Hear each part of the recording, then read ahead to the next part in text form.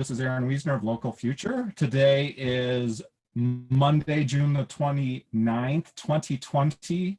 Here on the line live from Australia, I have Nicole Foss, and also, Nicole's in New Zealand, and in Australia, and I'm not sure exactly where, is Daryl Taylor. Daryl, where are you? I'm in Kinglake, which is northeast of Melbourne in the hinterland. It's in rainforest.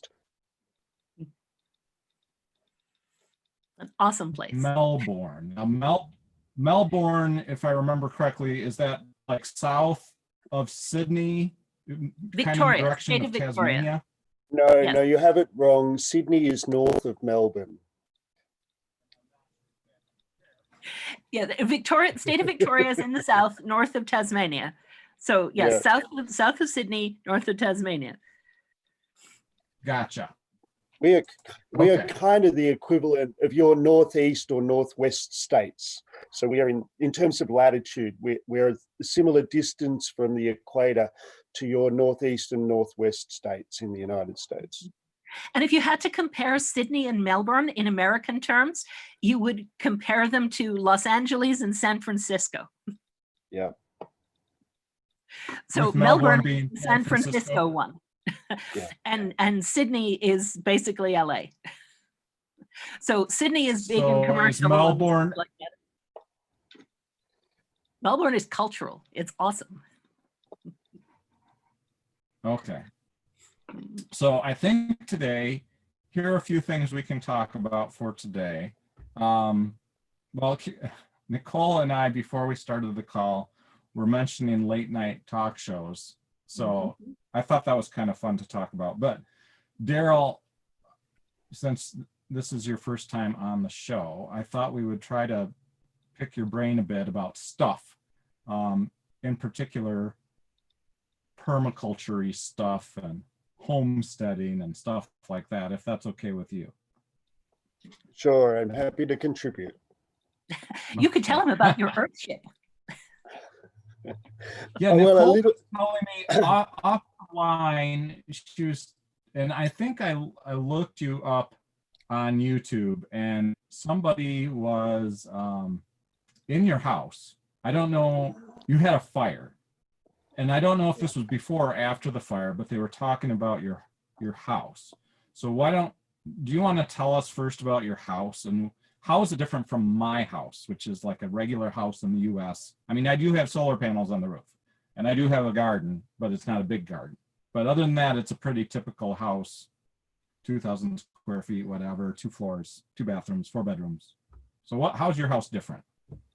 So along with my father, I designed the house based on biotecture principles. So we drew heavily on Michael Reynolds's work in New Mexico. So he's up at Taos at what's called the Global Earthship Community. And Michael's been a pioneer, eco-maverick designer. And so he's, basically built houses out of beer cans and houses out of discarded car tires and used resources that were otherwise going to go to landfill to build infrastructure. And I was really interested in that in the 1990s. And then we had a major bushfire. So it was Black Saturday, and at the time it was our worst ever bushfire, and still to date it's the worst disaster in Australia's history in terms of lives lost.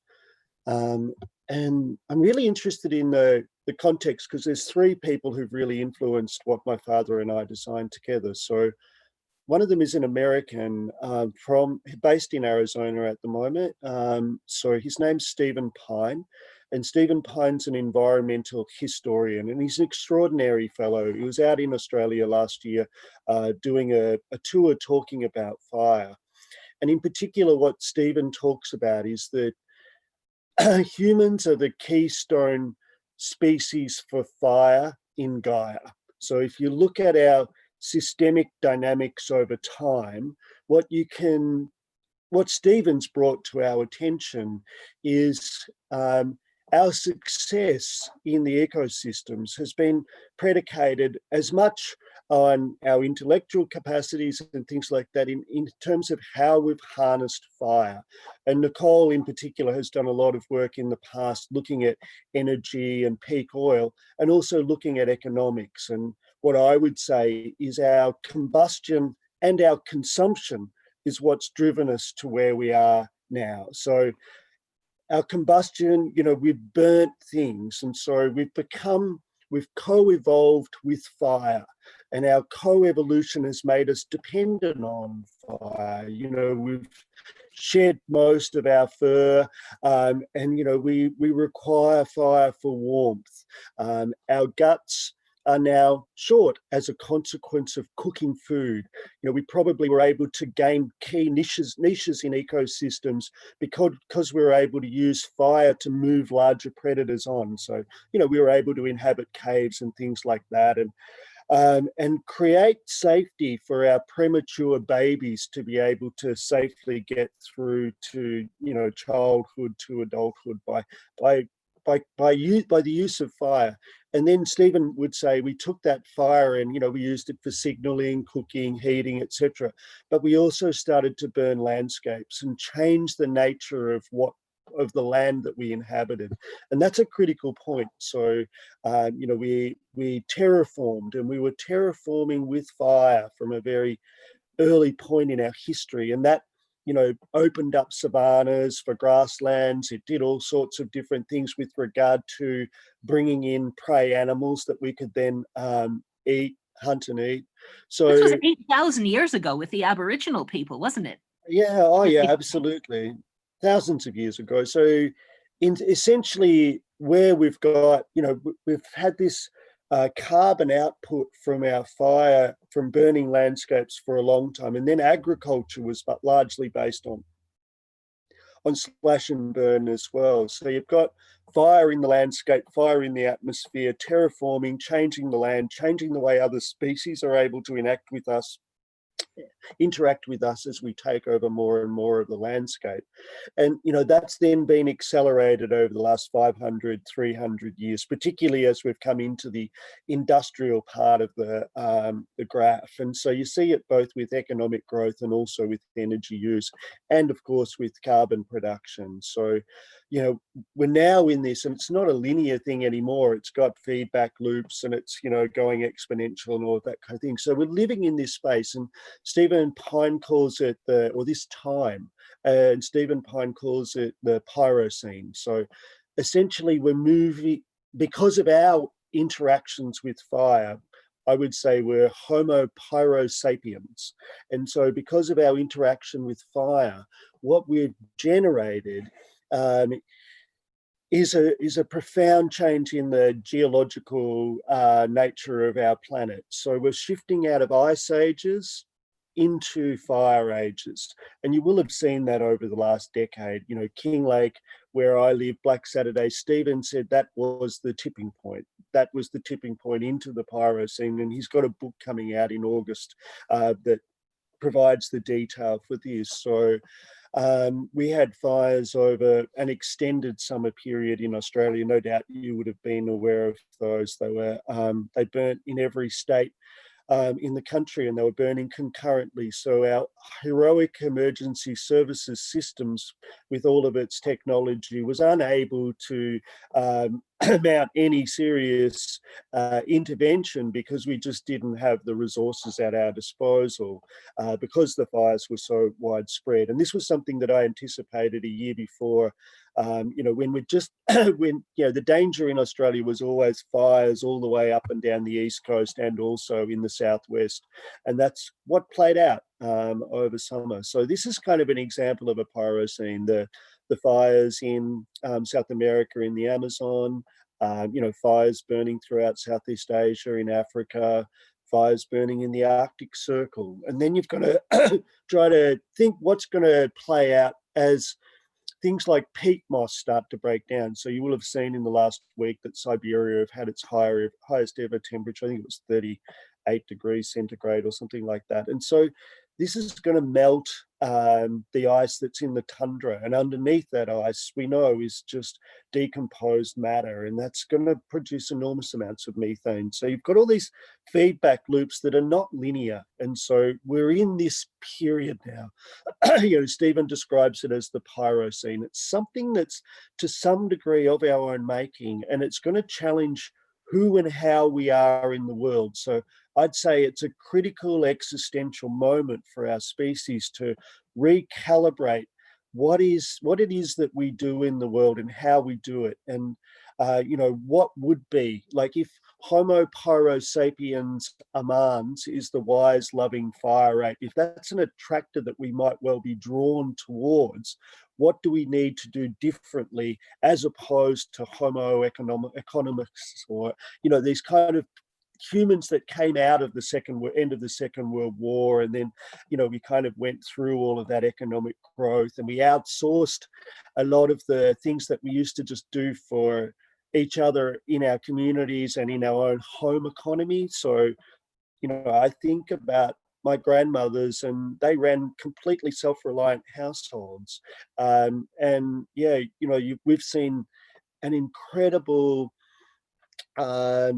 exporting, or that's all just been opened up to the market economy, and now people are doing tasks for money in people's homes that people always did for themselves historically. So, and similarly in communities, so the self-reliance has decreased, and I think the pyrocene, and also particularly COVID-19, is going to require us to look again at who we and how we are. So kind of Homo globalis, we need to rethink a humanity that's based on globalizing economic systems. So economic globalization basically increased the inequity and also moved everything into the corporate space. And, that's a huge challenge for vulnerability, particularly when you're looking at maximizing profits for shareholders. So when you're looking at maximizing profits for shareholders, you're taking out a lot of the redundancy in the system. For households and communities to flourish, they need a certain amount of redundancy in their systems. And so, that's been the beauty of COVID-19 for me where I live. Our neighborhood has connected deeply because we're hinterland. We're on the edge of the city, and historically we had forestry, fishing and farming as the major opportunities for deriving income from the landscape. But that's shifted probably since the 1970s, and now in the area where I live, most people would commute to Melbourne on a daily basis for employment. With COVID-19, a significant proportion of those people are no longer commuting. And so what we've found is that people that used to be, our neighborhood was evacuated at 7 o'clock by 7 o'clock in the morning. People were heading off from about 6 a.m. And people were not getting back until, between 6 and 7 in the evening. And that meant that there was an impoverishment of communities. So participation in global economies in large cities or conurbations like Melbourne meant that there was an impoverishment of the hinterland, and particularly Jane Jacobs wrote a lot about that, a planner who was very famous in New York in the United States, and she talked about the relationship that peri-urban areas have, or hinterland areas have, with their city. It can be one of autonomy and attraction and draw in people from the city, or it can be one of dependency and people just pouring into the city. So my favorite event in the aftermath or during COVID-19, we have coffee together at 10:15. People come out into the street and we share time and space across the road. And we've just never had everybody in the street at 10:30 before. And morning tea tends to go a little bit longer than it might have gone at work, because there's so much that we're learning from one another. We're learning about all of the different retrofits that people are doing while they're at home. We're learning about preparedness. In the last week, we've had conversations about, look, we've got a pool of vehicles in this neighbourhood. How might that pool of vehicles be otherwise if we actually collaborated and had a pool of vehicles that had the most utility for the population? And we realized that we'd have a lot less vehicles. We looked at the food sources that we bring into the area that we can't grow because of our temperate conditions in this area. And again, there was no reason, no one had any reason why we couldn't do that in bulk as a collective. And then we started to think about governance structures. So, how might we govern this neighborhood? Sounds like you're talking about, it sounds like you're talking about creating an eco-village out of your neighborhood in kind of an organic way. There's every opportunity to do that. And I think what we're also starting to begin to think about is not just an eco-village that we commute out of to earn income somewhere else, but how can we use our systemic thinking to decrease our costs, to probably drop our expenditure by almost an order of magnitude. So at the moment, everything's inflated. The amount of money that pours out is enormous. And we think we can probably not just survive, but thrive on about 1/10 of the income for this if we actually pooled our resources. And we've been trying to think through food, and we can certainly produce a lot of food.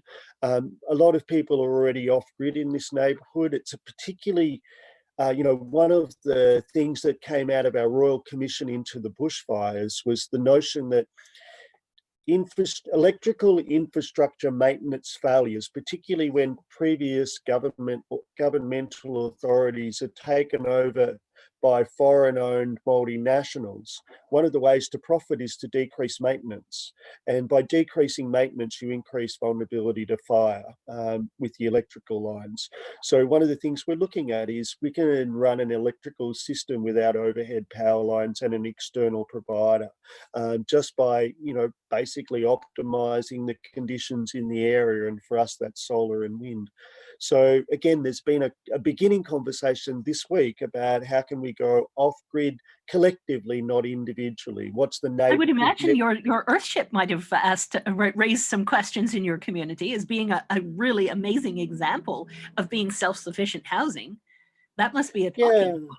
Yeah, so the idea behind building along biotecture and permaculture principles was that I was looking at what if we are moving into a pyrocene, or as Stephen Pine Daryl, now did you say biotecture? Biotecture, yeah. As opposed to architecture. Yeah. So it's what Michael Reynolds developed. He essentially went on a trial and error, trial and success kind of process. He made it up as he went along. And this is what I celebrate. Like my colleague in Queensland in particular, Paul Wildman, loves this kind of work. Paul loves it with a particular discipline attached to it. So it's pattern thinking or systemic thinking. So Michael experimented and did a whole lot of work that was essentially about self-organizing systems, not your typical plan that you associate with an architect, but play. Instead of plan, play. Instead of command and control, community and creativity. Instead of dominance, emergence. So there's this just different way of working, and we've tried very hard here. I've tried to ensure that this has been the case, and we did it in part by employing initially a group of women who had no building qualifications, and they were the group that led the workshops that got the building started. So we took a very different approach to building. We worked with a gender that hadn't been associated with building to the same degree as men. We worked from a very loose plan. Daryl, is this something where there is just you living there? I'm not sure. Is this a house, or is this a community center? Or are there like 5 people living there? Are there 2 people living there? It's hard to visualize without a little more description. Yeah, at the moment there's Lucina and Christina and Manuel and Mariano and Angel and myself and Carlos. How big is it? It's about 30 meters long. So it's a town, like where I live is in the township. It's a national parks town. So we're surrounded by national park, which is sclerophyll rainforest. We're at about 770 meters above sea level. So that's about 2,000 feet above sea level. So it snows where I live. it's kind of like if you look around the world, you could imagine an archipelago of settlements that are 2,000 feet or more above sea level. So we're part of that archipelago of communities that are at elevation. The township's maybe 1,500 people, and it's quite dispersed. There's not been a history of any design thinking in the town. So it's just, as blocks were permitted to be sold, they were developed, but not without any planning, if that makes sense. There is a sort of central business district, township centre, and that's maybe 500 metres from my house, and the forest is maybe 400 metres from my house. So we live halfway between the forest and the pub, for example. And yeah, I think when we first came up here, we wondered which one we would visit more often. It was the latter. But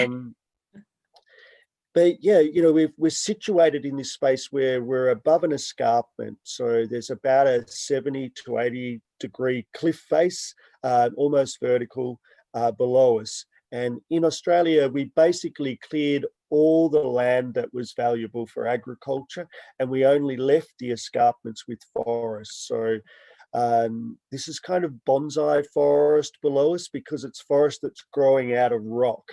Any soil, because of the steep, that has been washed down into the creek beds below a long time ago. And because it's kind of like bonsai forest, not fully grown forest, like at the top of the forest, our mountain ash tree are the equivalent of your Californian redwood sequoia trees.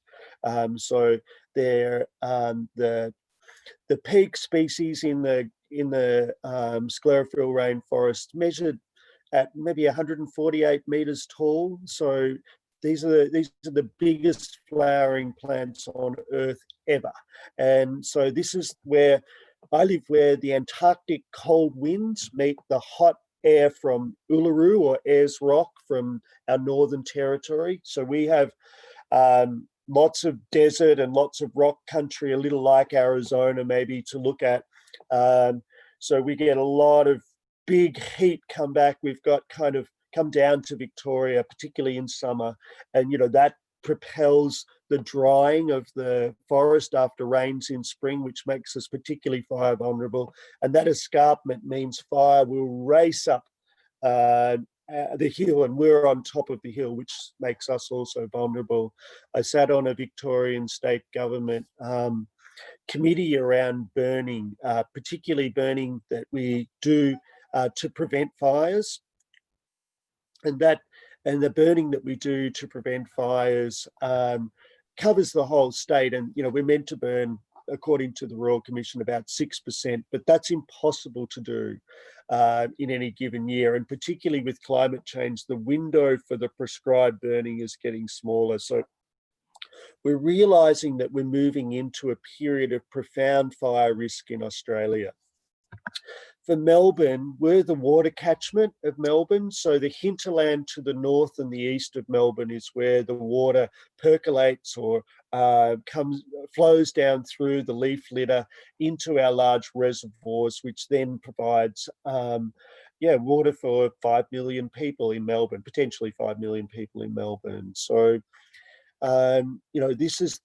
this hinterland structure you'll see around a lot of cities, particularly Melbourne's a delta city. So, it's got the Yarra River that flows between the Kinglake Ranges where I live and the Yarra Ranges through the Yarra Valley, the Dandenong Ranges. So both the Dandenong Ranges and the Kinglake Ranges are profoundly fire vulnerable. And particularly with the advent of climate change, we're looking at shifts in the fire cycles. So we used to have fires maybe once every 100 years, 100 to 300 years. And for the species that inhabit the little niches within the gum tree, as the gum tree ages, it creates little nesting spaces for possums and bird life, etc. To get there, we need our trees to be, pretty much at least 200, 250 years old. And we've got not just the forest fires becoming more frequent, but we're also still logging those areas. And so the human intervention of logging is exacerbating our vulnerability to fire. So when you bring all of these things together, a large city drawing resources from its hinterland, globalize that structure so that that's happening on every continent, in every watershed where there's forested ecosystems, we're particularly vulnerable. So the map that you're showing, all of the forested area to the northeast where Victoria is written, that piece that comes down northeast of the city, which is around the bay, and then right down to the coastline here, we can get fires all the way down to the coastline. So occupying, as much as a quarter or even a third of our state in any given year. So if these fires are more frequent, if they happen at more frequent intervals than say 25 or 15 years, within 3 fire cycles, we're likely to obliterate the capacity for the forested ecosystem to regenerate. And so then you're looking at the loss of all of those systemic services that the forest provides, biodiversity, the capacity to harness some timber, the capacity to filter water, the rain generation of a rainforest. So one of the key things rainforests do, particularly when the trees are up to 150 meters tall, is it has all these incredible interactions with the atmosphere. And so we're an area that's a rain producing area. Historically, we would get about 2 meters or 6 feet of water per annum. So, that confluence of, we're on the Great Dividing Range, which goes right up the east coast of Australia to far north Queensland. So we've got a spine that runs parallel to the coastline, and we've got really rich soil and communities for the most part between the spine or the Great Dividing Range and the coastline. And then beyond that, it's just progressively desert. So Australia has a relatively low carrying capacity because we don't have much in the way of high quality arable land. Where I live is the highest quality arable land in Victoria. So we've got high rainfall and deep soils. I've excavated on my property to put the house underground, and in excavating, we've gone down well over 1 meter. And it's soil and clay, and it's beautiful soil to grow plants. So what we're trying to demonstrate on this side is that, one can build underground and provide thermal mass that ensures that the house doesn't need external heating and cooling. So some of the biggest costs in terms of energy in housing is air conditioning and heating. And increasingly, we're abandoning passive solar architecture and just putting, off-the-shelf houses any which way but loose on the property, and then retrofitting them with air conditioning and heating. So what we've done is we've designed a solar passive underground house. The south side is where the fire risk is. So we've made sure that the house is underground on the south side. And we've also basically just looked at the physics of fire. And when you've got a vertical wall, you're basically getting embers hitting that wall repeatedly during a bushfire. So your vulnerability is under the eaves, through the windows, around the doors, and underneath the house itself. And so to decrease that vulnerability, we've basically created a house that's a shape like this. So we've created a berm from the nature strip, and that berm is soil. We've then put water tanks in the ground. So again, when you're fighting a fire, you don't want your water tanks exposed, because particularly if they're made out of metal, the rivets pop. If they're made out of plastic, they melt. So we've put landscape water tanks in. And again, we've created all this infrastructure between the house and the road and the forest where the high risk is. So basically now the fire will flow over the top of our house. And we've basically created the shape that best suits the flow of the fire, rather than a shape that the fire will just repeatedly hit with the embers. So in putting it underground, beyond the water tanks, we used, again, just refuse. So the main mantra that I've used when I'm trying to work with people on the property is that we're using waste streams as supply chains. So about 500 meters, maybe 800 meters from my house is the highest point on the range. And we look down over Melbourne. It's a viewing platform. And so from that elevation, I can imagine Melbourne as a geophysiological phenomenon. So one of the opportunities that that brings is that there are so many flows in a city that's approaching 5 million people. So at the moment, we're taking out a lot of 1940s infrastructure, for example, hardwood timber houses, and we're replacing them with concrete multi-story flats. And so this is happening all over Melbourne. So big developers come in and they want sites cleared as quickly as possible.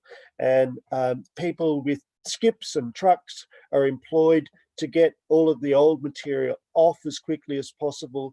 And unfortunately, a lot of it ends up going to landfill because that's the most economic way to maximize profits for a developer. So what I've tried to do is just tap into some of those waste streams and turn them into supply chains. So basically, I've made the house, with the exception of the roof, and the plumbers were really clear that you don't want to make your house, the roof of your house, out of secondhand material if you can help it. You really want that to be able to seal so that it's impervious to water. But the rest of the house is secondhand material. So we've reclaimed secondhand timber, we've reclaimed secondhand double glazed glass, we've reclaimed all sorts of utilities and just different components of the house that have been really important. And then for the rest of the house, we've basically used soil and clay off the site. So we've used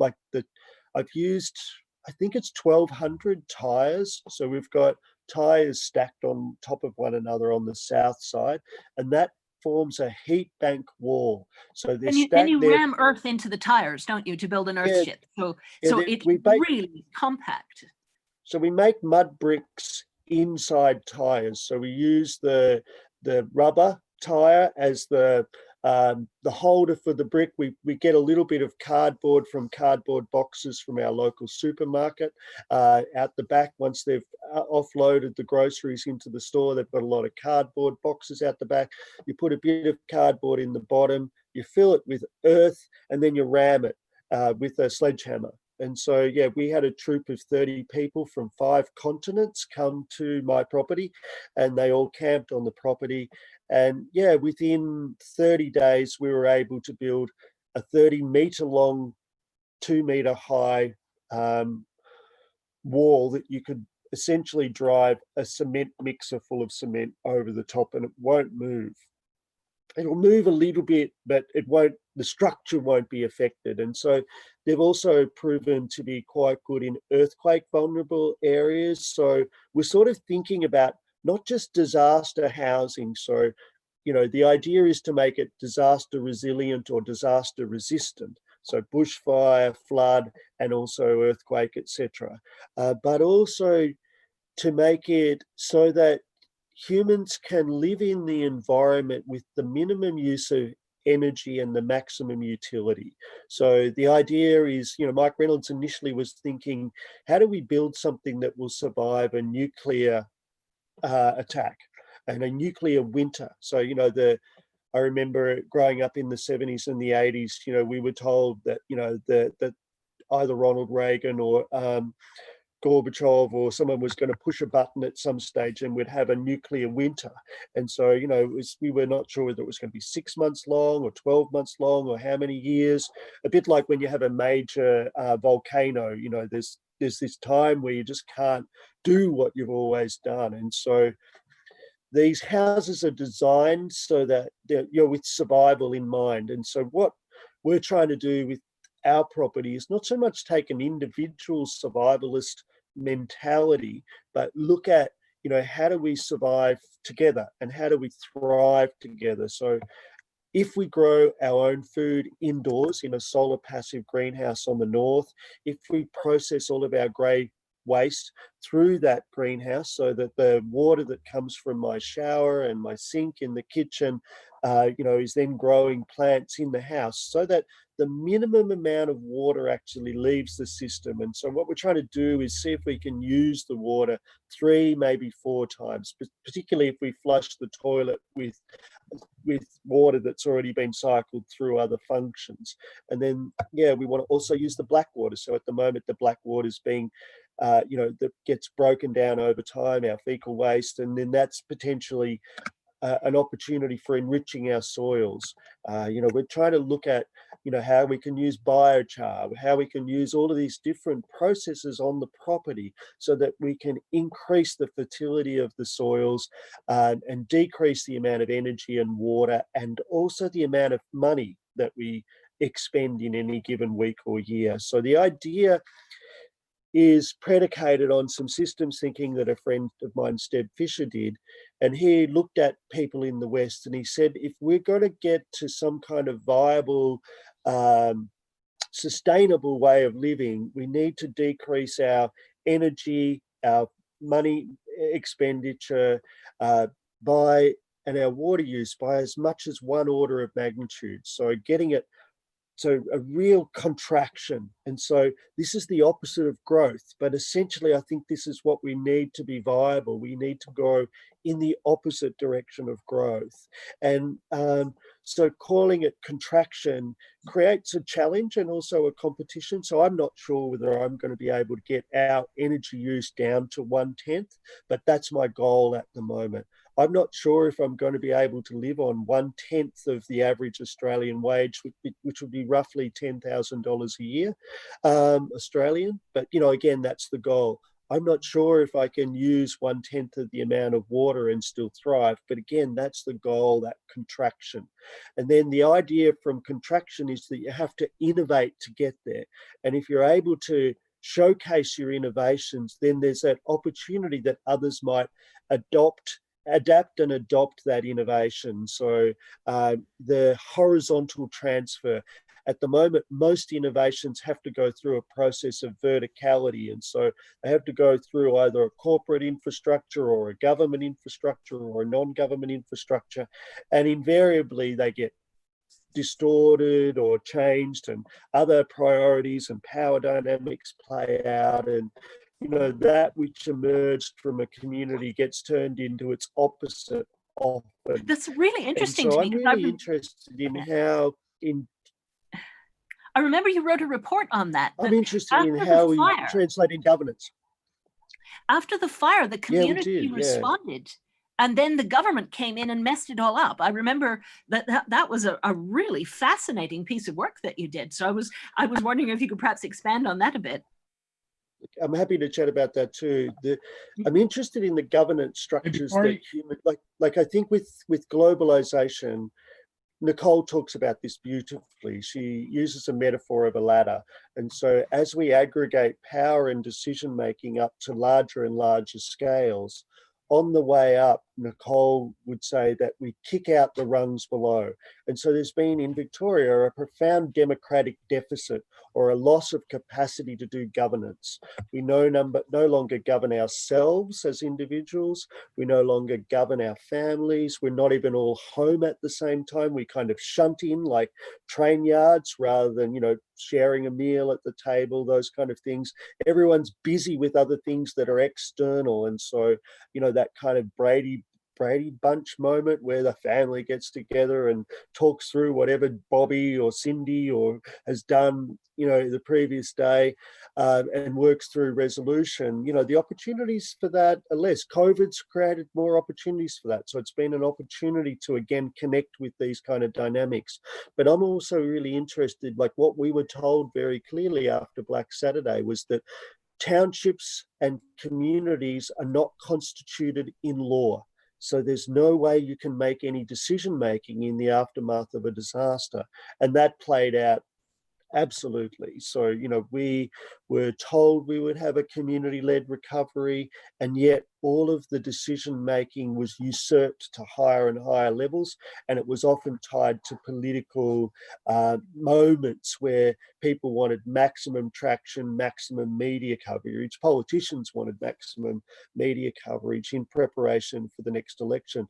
The most critical number we were told at the start of the bushfire recovery was the 20 months before the next state government election. So rather than think of a regeneration process in a devastated community that might be 7 to 10 years, we were asked to think about it in terms of 20 months so that we could tie it into the campaigning that would be playing out for the government election. And so ridiculous decisions were made about, that were about making government look good rather than enabling community to make their own decision making. And we went through decision making processes collectively, but unfortunately they were ignored, and they were ignored repeatedly. And everybody that got elected to the Community Recovery and Community Resilience Committee, we had for the first ever election. It was an election that was sanctioned by the Australian Electoral Committee in Kinglake after Black Saturday, and that had never happened before, because we knew that we needed to get governance traction. We knew that we needed to get decision making. But what we learned was, and again, it was an American guy, James Scott, who really brought this home for me. This is my pejorative framing, so please excuse me if you're a bureaucrat, but we were working with people who were inner city people, and so we would call them inner city, screen gazing, tower dwelling, masters and PhD educated professionals. And so they'd been educated to know something. And so that something was often an abstract something. And so then they were asked to engage with us who were very place-based. So where I live, the area in the south of Murrindindi, we have our local government authority was assessed at being 78 out of 78 local government authorities in terms of capacity. So they came last, and they were the most impacted by Black Saturday, our worst ever natural disaster. So, these are the sort of scenarios that you've got to play out, because these scenarios where least capacity and greatest impact come together are the kind of scenarios that you do need to entertain. And so what we realized is that we were up against it from day one in terms of decision making, and that played out everywhere. And what we learned was really that the system of governance, the representative democracy system that we've got in Australia based on the Westminster system, is really a system of violence where they pass the pain down. So state governments put enormous pressure on local governments, federal governments put enormous pressure on state governments, and everybody just feels like they're having other people's pathology projected upon them. And these were what we called disaster dynamics. So we had our state government take out our local government. So 800 letters were written from local residents saying that we didn't think our local government had the capacity to lead the disaster recovery. So we were looking for some different way of doing disaster recovery in the aftermath of Black Saturday. What our state government did was institute a whole lot of additional layers of bureaucracy. So they didn't sack the local government, they just stacked the council with senior bureaucrats. And so the senior bureaucrats outnumbered the elected councillors, and so they had veto over any decision making. So instead of 3 levels of governance, we ended up with 5 levels of governance, which made it. And we also threw the rule book out. So there was, like, local governments had carriage of emergency recovery, disaster recovery. And basically the state government instead decided that they would invent an institution from nothing. And so, it took them a year to basically get their staff complement, and then they started to shed their staff complement. So, they were like this, and then they just went like this. And they, at the end of their tenure, they did an internal appreciative inquiry So no external stakeholder input into whether or not they were successful at what they were trying to undertake. But yeah, the bureaucrats who were invited to participate in this process rated their performance as world's best practice. And yeah, we thought that that was extraordinary because it wasn't commensurate with our experience on the ground, particularly the promise of community-led recovery. Most of our community-based participants in the community recovery committees had left within three to 6 months of beginning that process, because it was obvious that there was going to be no decision-making autonomy for the community. So I'm really interested in how globalization aggregates that decision-making up. We had amalgamations of local governments in Victoria, essentially to make them more corporate, under a neoliberal corporate managerialist premier in the 1990s. And that left a huge democratic deficit. And so, you know, this is what I see as the antidote, is how do you democratize family decision making? How do you look at innovations like participatory budgeting that comes out of Porto Alegre in Brazil? How do you look at things like liquid democracy that comes out of the Pirate Party in Germany? How do you look at some of the things that Iceland did, uprising of their governance systems? Outside the major white kind of Western countries, there's a whole lot of democratic innovation happening.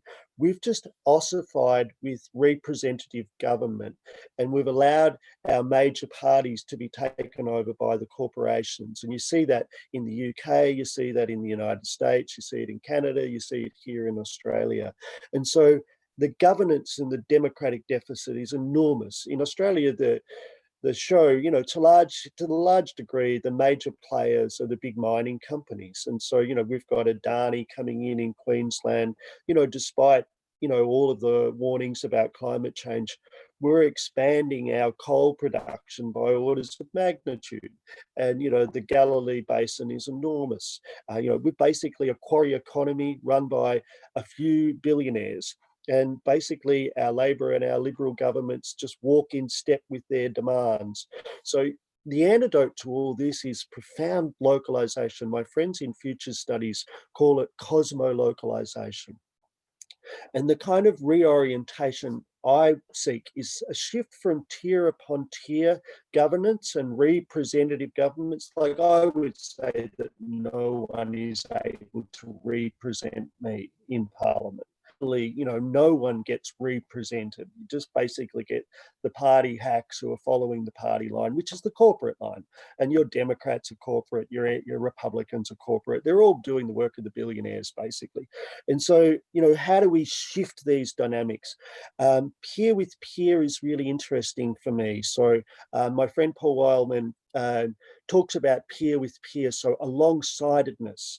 You know, that we used to learn from a mentor. We used to learn from sitting alongside someone else. So, for example, by watching someone, by observing, by asking questions. So there's this alongside-edness relationship that's very different from trying to learn something off a MOOC online. You know, it's not relational. And so for democracy to really work, it needs to be relational, and it needs to be subsidiarity oriented. So we need to be able to make as many decisions as we can at the household level, at the local level.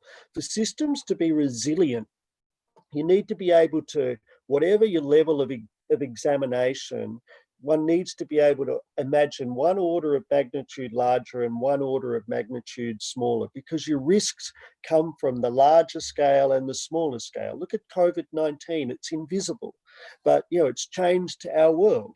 And, you know, although it's a known pandemics, it's not been part of most people's foresight thinking. So, you know, building in this kind of resilience thinking into our foresight work so that we're entertaining not just a local future, but we're entertaining multiple futures, so that we're thinking in terms of opening up temporalities to difference, decolonizing futures. Like a lot of our futures have already been colonized by forces that have been at work colonizing them for a very long time. We're also still perpetuating a whole lot of used futures. So one of my colleagues in Australia, Sohail Iniatullah, talks about causal layered analysis. And if you undertake a causal layered analysis of most dilemmas or most opportunities, and you get to the heart of what's the underlying mythopoetic framing, or what's the archetypal story that's driving this phenomenon, you then start to expose that a lot of our futures are like secondhand car salesmen or snake oil salesmen. They're things that are already redundant or never going to work, but they've got money and energy because someone's going to profit from them anyway. And so we're having these futures imposed on us that are useless futures. They're used. I call those superficially attractive non-solutions. What happened in the aftermath? Yeah, exactly. And so where COVID provides an opportunity, and again, it requires mobilization. People can't just sit around and expect someone in government or someone in a corporation to do it for them or do it for us. It's something that we have to take on ourselves. So it requires mobilization, and it requires way beyond engagement. It requires ownership. You've got to get in there and take ownership of this, whatever it is that you want to change. But in the aftermath of the Black Plague, we saw a shift happen in the way that the political economy was organized. So up until the Black Plague in Europe, at least, there was a feudalistic system. And out of that feudalistic system, out of, that which played out after the Black Death was emerged capitalism. And most people realized that feudalism had sort of lived beyond its use-by date. And similarly, capitalism, I think, is a used future. So, it's gone beyond its use-by date. It's the idea of extracting and commodifying and profiting from. The idea of professionals putting a boundary around human knowledge and calling it their own so that they can extract value from it. The idea of corporations doing the same with resources. This is unsustainable, and it's untenable, and it's unjust. And so how can we democratize these processes? How do we, have sovereign wealth funds for our resources? How do we have open and dynamic learning systems so that knowledge can be shared, so that it's not hidden behind peer-reviewed, pay-for-view journals? Michel Bouwans in particular, he's been doing a lot of the historical work in this, and also looking at what's emerging around the world in terms of what he calls peer-to-peer innovations. And so Michel drives a lot of that out of the peer-to-peer foundation. And there's some amazing innovations and systems thinking happening. And I think, again, another little mantra that's useful is everything open and free. So the reason that we've got billionaires, and I think billionaires should be illegal, there's just no point in being or having a billionaire. And it doesn't represent the high point of the great American dream about individual heroism and, rising from poverty to be wealthy and all those, grand heroic hypermasculine narratives. We've got to get beyond hypermasculinity, and particularly toxic masculinity, as a narrative that informs how we do things. So again, if you look historically, an amazing archaeologist, Marita, male archaeologists through Eastern Europe, and the male archaeologists found swords and shields and things made of metal, but they missed all the pottery, and they missed all the domestic material, and they missed what was 90% of the action. The war was less than 10% of the action. Most of the action was in maintaining the health and viability of the population. And yet, if we're only telling stories about war, we're missing the domestic history, we're missing the community history, we're missing the rich fabric of how the societies thrived. And what Gimbatas found was, particularly in Corsica, those societies thrived because they were able to create a matrix of masculine and feminine values. They were able to have what I think feminists what structural feminists at least are advocating, which is a change in the way we structure our societies. Not having more middle-class white women as CEOs alongside their middle-class white male CEO husbands, but instead looking at, how do we actually liberate men and women, because both men and women are damaged by patriarchy. And so, any kind of hierarchical dominance oriented system is not good for men and or women. It's a violent system. So if we're going to progress towards a peaceable system that allows us to create windows for viable futures, then we need to change the way our society is constituted as well. So we've done a lot of work on that in the aftermath of the disaster, as well as sitting on the fire prevention state government frameworks. I also sat on for 2.5 years, we worked on gender and disaster at state government level. So we had the heads of emergency management, the heads of Metropolitan Fire Brigade, Country Fire Authority, ambulance. They all came together. Every one of them was a male. These structures, these emergency management structures, were dominated by men, and they were dominated by a particular kind of masculinity, which was a very toxic hypermasculinity. So it was ruthless competition, and it was ruthless domination, and it was ruthless diminishment of one another in the process, and lots of really sordid politics, etc.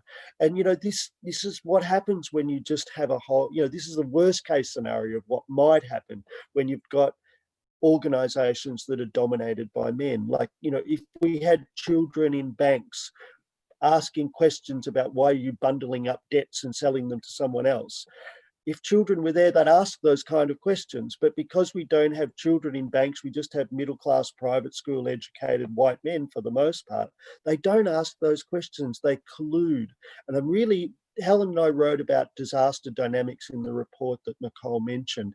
And the dynamics are really critical. It's not just behavioral psychology or cognitive psychology, and it's not just psychology that's important either. We've got to think, again, for resilient systems, psychology should just be one layer that we look at. We've got to look at sociology, and we've also got to look at culture and meaning making in all of our systems. And so we looked at dynamics and social dynamics and psychodynamics and economic dynamics and cultural dynamics. And what we found in these dynamics was that our starting base in Western democracies, or what one of the anthropologists calls communities or societies that have become weird and exhibit weirdness. So the acronym is Western, Educated, Industrial, Rich, Developed.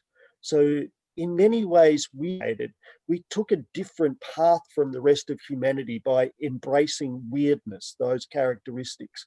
And that's come at enormous consequences because, by focusing on continuing to vacuum up resources through empire and then building the economic infrastructure to work as a vacuum cleaner and again suck resources up to those Western representative democracies, we've done untold damage the world over, and we've got to live through this trauma. So, nothing happens without consequences. Whenever you try to create order somewhere, you create chaos somewhere else. And we've created chaos all over the planet over the last 500 years as, beneficiaries of the order that's been imposed by whiteness. And so, Black Lives Matter in particular is starting to bring this into, really strong focus at the moment, which is really important. So there's so many dynamics at play, but the dynamic that we focused on was this idea that competition prevails. And so, again, this was a distortion by Americans who were looking at how they could get train lines out into areas so that they could access resources to increase money. And so they paid scientists to rewrite what Darwin wrote in his thesis around cooperation. Survival of the fittest was all about that which fits best in its ecosystem. So it's about relationship with niche and with one another. 90% of the writing was about that. Only 10% was about competition. We've seen naturalists the world over, including people like, the famous guy, David from the UK, Edinburgh focusing on prey dynamics, but prey dynamics are only again, it's only a small, like 10%. It's like the swords that were lauded as the archaeological finds about war and dominance and power, but they missed all the urns and everything else that was about sustaining the systems. So yeah, the ideas that were implicit in Darwin's book were about cooperation, and so that didn't fit with the domination-oriented system that sucks resources up to the top. So we've distorted, like Orwell talks about, we've turned these things into their very opposite, and so we're living the dynamics of the opposite of what how humans have related to their ecosystems and one another for time immemorial. So our challenge and our opportunity is to see this clearly, experience it, and then work through what do we need to change about ourselves, with one another, and how do we create structures to embody that change? How do we create cultures to perpetuate those changes, rather than perpetuating the dominant model, the status quo, which is what we're doing. But we've been doing that. Like, I usually start my presentations with a slide of Wile E. Coyote, because for 20 years I've perceived that we've been in our Wile E. Coyote moment. You know, like Roadrunner has stepped out of the way, and Wile E. Coyote is over the cliff. And so, you know, we're now facing things that were anticipated in the early 1970s when I was in primary school by Donella Meadows and her colleagues at the Massachusetts Institute of Technology, when they were running their modelling on that became the Club of Rome report. You know, they said, you know, 2020 would be the time when the systems unravel. And so I've lived through probably the peak of humanity in the 70s, but I've also lived through this profound degeneration. And so we're now in the time of degenerative systems. And, you know, what it asks of us is, how can we be regenerative? What kernel of change can we initiate that'll enable us to grow out of this mess something that's going to be able to pass through the eye of the needle, the civilizational eye of the needle, and come out the other side as something that we're going to be able to sustain. And so my house is about that. Oh, it's brilliant. I absolutely love earthships. Is your community following along with these ideas? So I'm interested whether other people are rebuilding in other kinds of alternative ways to be particularly fire resistant. Yeah, look, I think like with all things, there's enormous variation in this space. And at the moment, we're talking with a community in California. So every fortnight, we do about 2 hours on Zoom with, what's it called?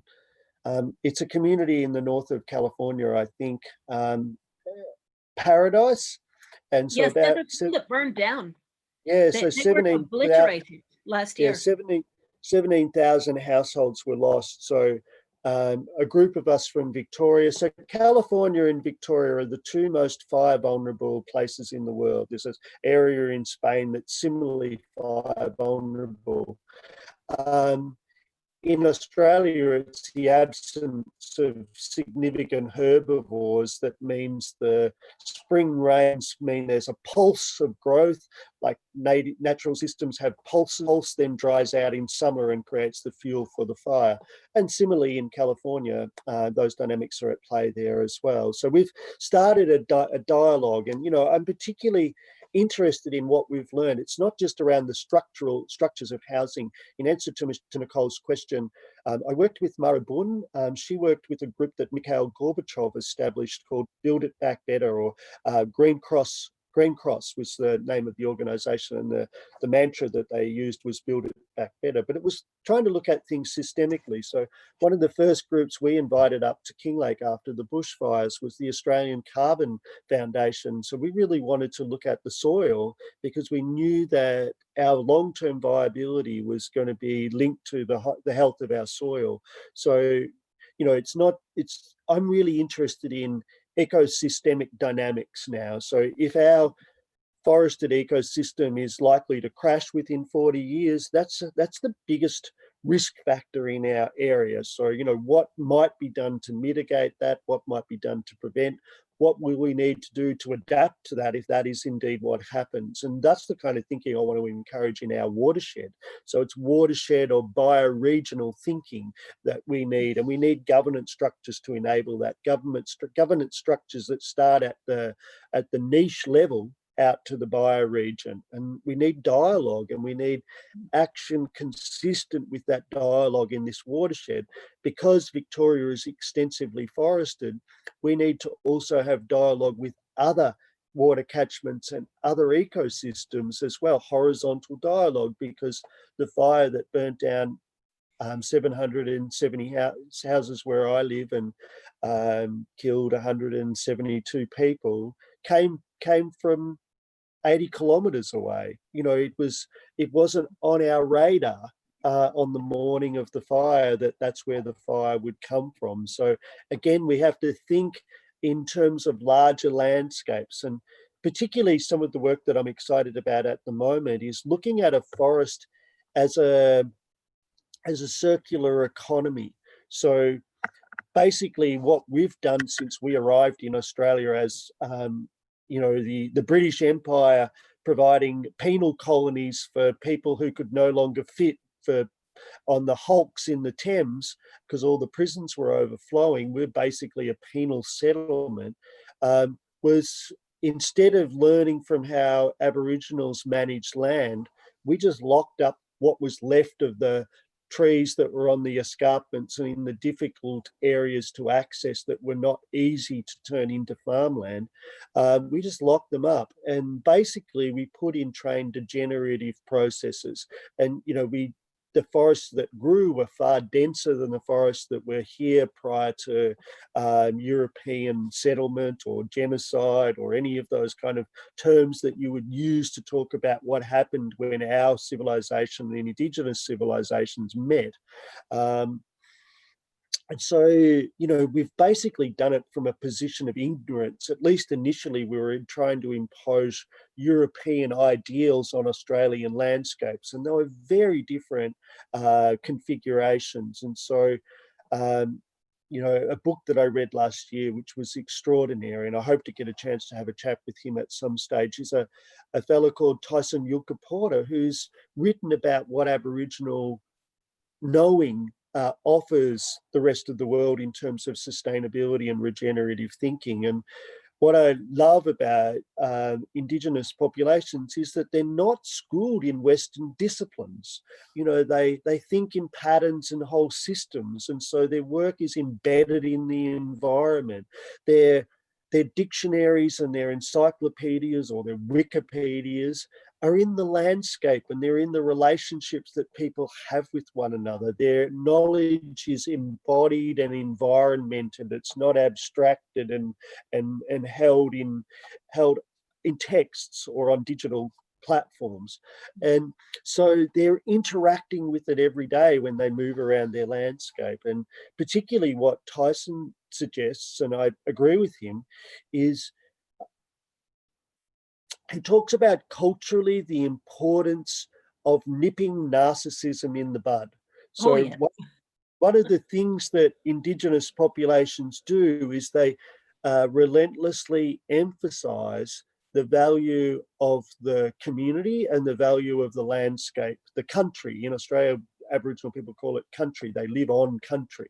They live on and in the land, in their ecosystem with the waterways, etc. And it's all embedded with knowledge. The knowledge is in every cycle that they move through the ecosystem. And they basically harvest the pulses, and they move around the ecosystem harvesting small elements of pulses, as well as they've got their own productive landscapes. You know, we've learned that our sheep knocked over all the yam daisies in Victoria. So all of the carbohydrate that was there had been there in perpetuity. We destroyed in a couple of years. And we did it unconsciously. We didn't even know that we did it. And this has only recently been uncovered. But essentially they created sustainable systems. And this has been written up by a whole lot of people. So Indigenous people, as far as we know, have been in Australia for at least 100,000 years. And, you know, in that time, we've also seen water rise. So we've seen sea level rise of something like, I don't know how many meters, but what it's meant is the areas that they would have previously have occupied, which is all the coastal regions, they've all had to be abandoned with sea level rise. So, you know, at the end of the Ice Age. So probably a lot of our history of Australian Indigenous people has been lost underwater, under the ocean, because they've then had to retreat back into what was previously the hinterland. So we've got at least 100,000 years worth of archaeological knowledge of Indigenous inhabitation, but we're just not sure what happened around the periphery. A lot of the genetic work is sort of suggesting that about 40,000 years ago, Indigenous people in Australia basically set up the governance structure. And so the nation states equivalents were formed, and that has been largely invariant over 40,000 years. So there's evidence of lots of people moving around prior to 40,000 years, but at about 40,000 years, people settled in essentially what are bioregions or ecosystems. And so Indigenous people, after trial and error, trial and success in Australia, learned how to do watershed and ecosystem governance, and they were responsible for doing that. And so the Indigenous map of Australia, which you may be able to find if you do a quick Google, Aaron, shows a very different configuration to the political economy or the political geography of the Western imposition, which is basically just 5 states and 2 territories. And so that Indigenous map of Australia shows all the traditional custodians of the land and the stewardship, the areas that they had responsibility for stewardship. So Tyson talks about how we have enabled narcissists to become dominant in our, you know, we've reified people who are extroverts rather than introverts, and particularly, you know, people who want idolatry. You know that they're the kind of people that we've reified. You've got one as your president at the moment, and one of Nicole and my friends, Nicole introduced me to Dean. He talks about how critical it is to do the opposite, in the same way that Tyson Yunkaporta talks about it, in that their cultures are predicated. Tyson uses the idea of the emu. The emu is the totem for narcissism, you know, or not so much the totem, but the archetype. And the emu runs around and just knocks everything over and just does its own thing without thinking about anybody else. And, you know, this is how Tyson sees white fellas, you know, in America, in Australia, the world over. We just run over the top of everything without actually knowing what's there. There's a great quote I use with emergency management professionals when I do a presentation, and it comes from a novel called American Pastoral. And it's about going into a community as a professional, or tank-like, not seeing what's there and having armor plating and just riding roughshod over everything and leaving a mess as you go. And it's a really, really good quote. I can post it later if you like, because it talks about what central professional governmental knowledge does to local knowledge. And so I'm really interested in lived experience knowledge rather than book-based professional knowledge that's codified. I'm interested in the dynamic unfolding work, and this is what Tyson celebrates, and it's also what Dean celebrates. Dean went into areas as an Israeli army Red Beret. I think he went into places like in Africa where the Hutu and the Tutsi were at war with one another and the civilization basically collapsed. And also the old Yugoslavia where the Croatians and the Serbians, you know, reignited an 800-year-old war at the behest of, again, a manipulative narcissist who was like looking at fascism and those kind of things. So these are the dynamics that we're living in at the moment, and these are our vulnerabilities. And what Dean found is, he and his fellow soldiers, when they went in, had a lot of scope to do what was necessary to try to create order. And what Dean found was that there was a dynamic where anyone who was sort of psychopathic or sociopathic, narcissistic, with some kind of power interest, would bring underneath them the most vulnerable person. And as soon as they had one, they could get two. And as soon as they had 4 or 5, they had a hierarchical structure of power over. And that could grow if other people didn't step in and intervene. And so what Dean did with his fellow soldiers was committed to working with people to create landscapes of empathy. And these landscapes of empathy are critical because people then understand that they're not individuals, that they're actually dependent on everybody else for the kind of political structure that then unfolds in any environment. So by turning to one another relentlessly, rather than turning on one another and building hierarchies of power and control, you could maintain order even in the aftermath of civilizational collapse after violence and warfare. And, that was Dean's great learning from his time working as a Red Beret in the Israeli army. And I think that learning translates into mutual self-help or mutuality, reciprocity, the kind of solidarity that we form with one another. I've done quite a lot of work in some of the poorest communities in Victoria, and the people who have no money have other kinds of richness. They turn to one another relentlessly because they have to do that to survive welfare paycheck to welfare paycheck. They tend not to have many fences. That makes a big difference, not having obliterative fences. When you pull down your obliterative fences, all of a sudden you've got to negotiate your boundaries. You just haven't got a big boundary. And when you don't have a fence, then you've got the opportunity to not just to negotiate that which you don't want your neighbor to do, but you can also start to negotiate what can we actually do together. So again, my friend Paul Wildman did some remarkable work on, he interviewed his parents' colleagues who grew up at the start of last century. And they reached adulthood and early adulthood at the time of the Wall Street crash, and then they lived through the Great Depression. And his question was a rather innocent one. He was a community and regional economist, so he's not a globalizing economist. He's not the economist that the French students were complaining about in terms of autistic economics. He's someone who really focuses on community dynamics and neighborhood dynamics, and particularly the household economy. And what Paul found was these people who are now, when he was interviewing them, they were in their 80s and 90s. And they said by far and away the best time of their lives, when their lives were most rich, was during the Great Depression. And so what happened was that they had to turn to one another, and they literally pulled their fences down. They pulled their fences down and opened up the land so that it could be cultivated and it could be shared. And the sharing of the land meant that they could not just grow food, but they could also introduce a whole lot of recreation activities, a whole lot of convivial activities, a whole lot of sharing activities. So they were able to develop a legitimate sharing economy that operated off an extremely low base. And what they had was time, and they had one another. And what they developed out of time and their relationships with one another in that context was meaning.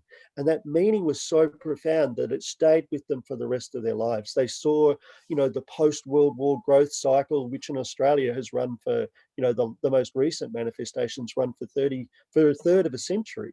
We're only going to go into recession now after COVID-19. And so they'd lived through all those dynamics, but they still celebrated the time when they were financially or economically most impoverished because they had one another. They genuinely had those relationships with one another, and the quality of their life was extraordinary because they had to negotiate with the people that were in their neighborhood. They didn't just use oil to hop in their car and drive out to whichever suburb they wanted to do whichever activity in. They did everything in their geographic area. And I think that's what COVID's going to bring for us, like the Black Death did for feudalism. I think, should we choose it, and we'll have to, the entrenched interests will not give up their vacuum cleaner that's sucking up all resources, money, power, and influence at horrendously faster and faster rates. They're not going to give that up for anybody. They're going to militarize the whole system and they're going to protect it. But if citizens want a viable future, and if citizens want futures that are around equality and around, resolving trauma, this historical trauma, particularly the last 500 years, this is something that's in our DNA. It's been passed on through our ancestors. It's intergenerational or transgenerational trauma. It's passed in every cell of our body, but it's also passed through our culture as well. This is why, we're being asked to make such change by organizations like the LGBTIQ and, Black Lives Matter. We're being asked to change the culture of weirdness that allowed us to somehow feel that white Western people were special, or in the case of the United States, exceptional. The Americas had this kind of narrative about exceptionality. It's a narcissistic narrative that came out of your intervention at the very last moment at the end of the Second World War, dropping bombs from Enola Gay on Hiroshima and Nagasaki. Most of the war was fought by Europeans and the Russians, but somehow Americans took credit for winning the Second World War and built a structure, a cultural structure that was based in narcissism. And so the very antithesis of what our Indigenous people would say is the basis for a long-term viable society and civilization. And so this is what we've got to change together. We've got to realize what gives rise to the narcissistic dynamics. And you've got an excellent case study in your country at the moment, a real opportunity to understand what happened to Donald Trump as a child. Like, what were what was the stories in that around the kitchen table in that family? Like, how do we create our monsters? That's what Norman we've got Vincent Peale and the prosperity gospel is basically what they were telling around Donald Trump's table when he was young. So it was all this very superficial puffery. It was the precursor of prosperity gospel, where if you're rich, it's because God loves you. If you're poor, it's because you did something wrong. That's what Christianity has become in the United States to a large extent. And unfortunately, we've elected a prime minister here in Australia who is a proponent of the prosperity gospel. So, not that we're particularly near as religious as the United States. We're much more secular, but at the moment we're governed by someone who profoundly believes in that narrative, however flawed it might be. Mm-hmm. Do you know Buzz Holling's work on panarchy? Yeah, panarchical systems theory, I think, is really useful to, we're at that point in the cycle. We've gone through the growth phase in terms of Western civilization's trajectory. And then we've gone, it's basically an infinity pattern. And so the core understanding is across social, ecological, and economic systems. When you look at the three systems in isolation, you see the same pattern. You see this pattern of growth, and we've basically lived through just the period of growth, but we're at the end of the growth cycle and the system's unraveling, and that unraveling is leading to a profound collapse. And the collapse then provides the stimulation for whatever is next to reorganize, to create some kind of renewal phase, which is the back arch, which will then lead to some other kind of growth phase. And so these pulses in natural ecosystems, their growth, collapse, renewal, and then growth again. And so, you know, you see them in social systems, economic and also cultural systems. And I would argue at all you degrees see of trend simultaneously. This is the interesting thing. It ties in with what you were talking about earlier about this ecosystem approach and looking at it at different scales, because panarchy has that same structure of growth and decay and renewal at every degree of trend simultaneously. And there's of course a completely analogous structure in socioeconomic systems. So I find that is a really powerful tool for looking at how things move forward through to a future. And it absolutely fascinates me that the people who developed the ecological side and the socioeconomic side, they're absolutely analogous, but they were completely unaware of each other. And they've developed these models that are virtually identical, but describe completely different aspects of reality. And I just find that absolutely fascinating, that you have to understand what's going on at all these different degrees of trend. Because if you're looking at, you know, your scale, whatever your scale somewhere in the middle might be, you need to know what is the scale underneath and the scale above doing, because these are going to affect the pattern that plays out at your degree of trend. And this is fascinating. You get the collapses at the point where all degrees of trend turn to the downside at the same time. So you're not having something below compensating for something above, or something above compensating for something below. You have everything shifting to the downside. And that's when you get the really deep retrenchments. But it also means that there's likely to be a spectacular rebirth at some point in the future, because we're likely to take away the vast majority of the way that we do things and have to do things radically differently. So I think we will rewrite our own history from this going forward. I think the vacuum that's created in the aftermath of systemic structural collapse enables the punctuated equilibria to emerge. So, you know, the futurists in Australia that have been of most interest to me from Merrill Findlay onward, who I worked with at the Ecoversity at Imagine the Future in the 1980s and 1990s, have been the critical futurists. And in the United States, there's been a much more stronger orientation towards trend. You know, basically just looking at extrapolation of trends. And it was really predicated on big business and economic futures. And it was how to, you know, continue to shore up that amount of influence. And Americans have been really good at intergenerational wealth, particularly the most wealthy. So what Nicole's essentially talking about is what I think William Irwin Thompson first spotted.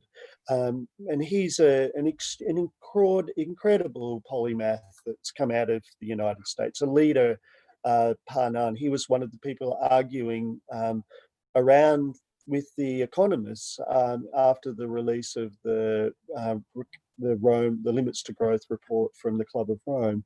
And what William Irwin Thompson then embedded in a curriculum, and again, this then comes back to pedagogy. And pedagogy is something that shouldn't just happen in schools.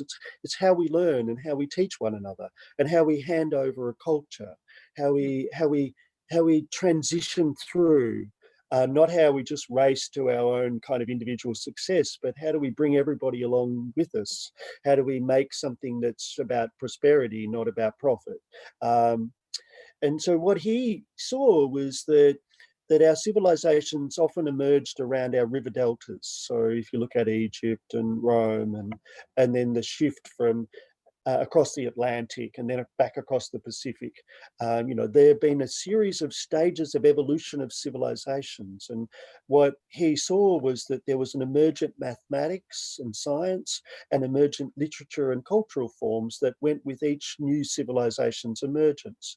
And then there were plateaus, and the plateaus were often long-lived plateaus.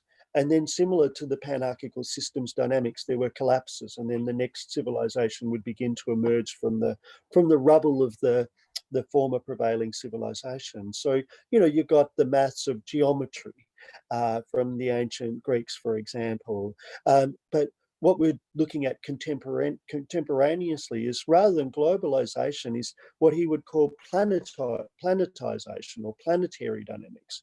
And the mathematics in particular that's associated with that is complexity mathematics, or chaos mathematics and complexity mathematics, and I think increasingly catastrophic mathematics.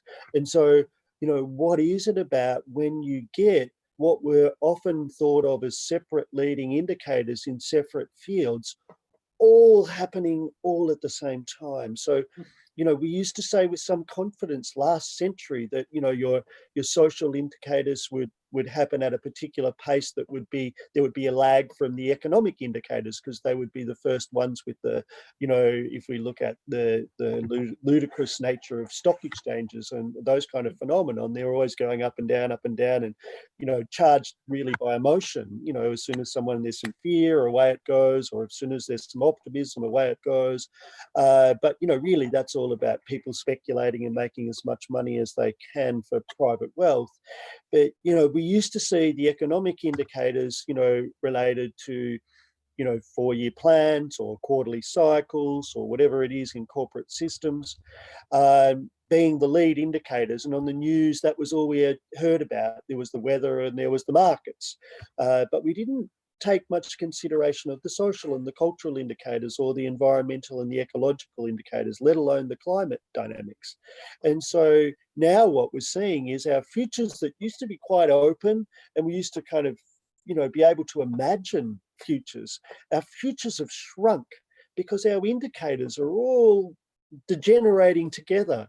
The environmental lag times, which used to be hundreds or thousands of years, often they're very, very, very short term now. These cycles are going much, much quicker. We're seeing once you get, the beginning of melting in Antarctica, all of a sudden you carve off an iceberg.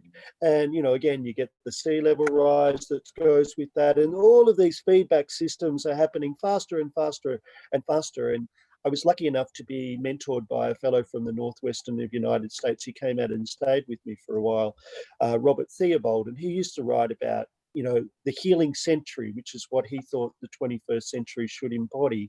And his favorite saying, I'm not sure whether it was his originally or not, but it was, things are getting better and better and worse, faster and faster.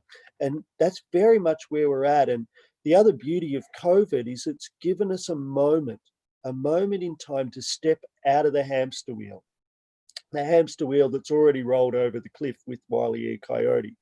And we've been able to step off and just see and feel how fast we're going. Like, we're driven by cortisol and adrenaline, in these systems. They're fear-based, they're control-oriented. It brings out our inner reptile. It brings out the reptilian brain, the worst in all of us, because we're vulnerable under those circumstances to attack. And it's all about, aggression and all sorts of hypermasculine dynamics. Whereas if we were to create a society that actually reified parasympathetic dynamics, peace dynamics, again, it would be constituted very differently. And again, all around the world, there are really good examples of where this is being done well.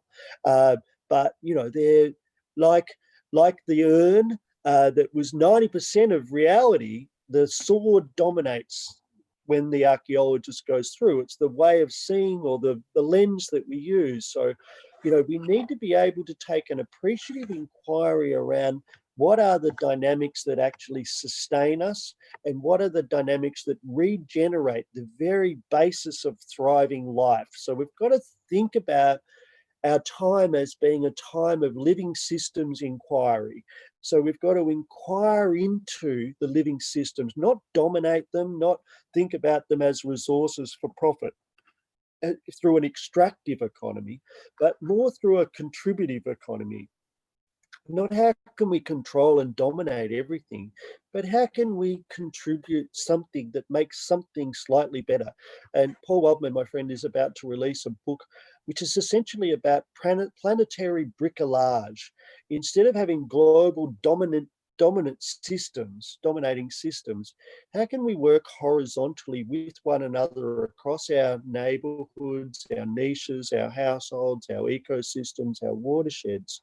How can we work horizontally to share the learning about healing, so that we can heal together, learn and heal together, rather than dominate and co-opt together. From those competitive dynamics, there's two choices. There's snakes and ladders. Nicole's talked about the ladder before in terms of governance. You know, if you move towards, you know, the World Economic Summit and that being the primary governance body, you kick out all the rungs on the way down. What I would say is that there's two opportunities. If you want to move from competition to co-optation or collusion, it's essentially an easy dance. Like it's a step down with gravity.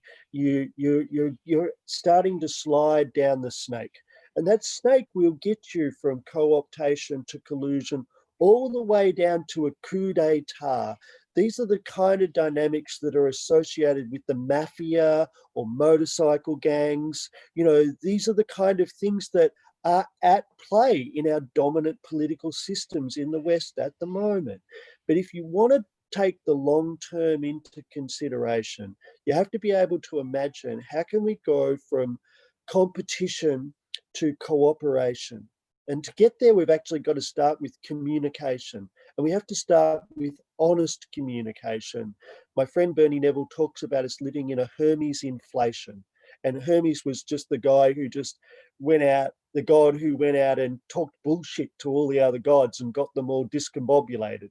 You know, that's the kind of communications world that we're living in at the moment. So honest, authentic, real truth kind of communication takes deep integrity, and it takes deep respect for the other, and it takes deep listening, which our Indigenous people call Dadiri.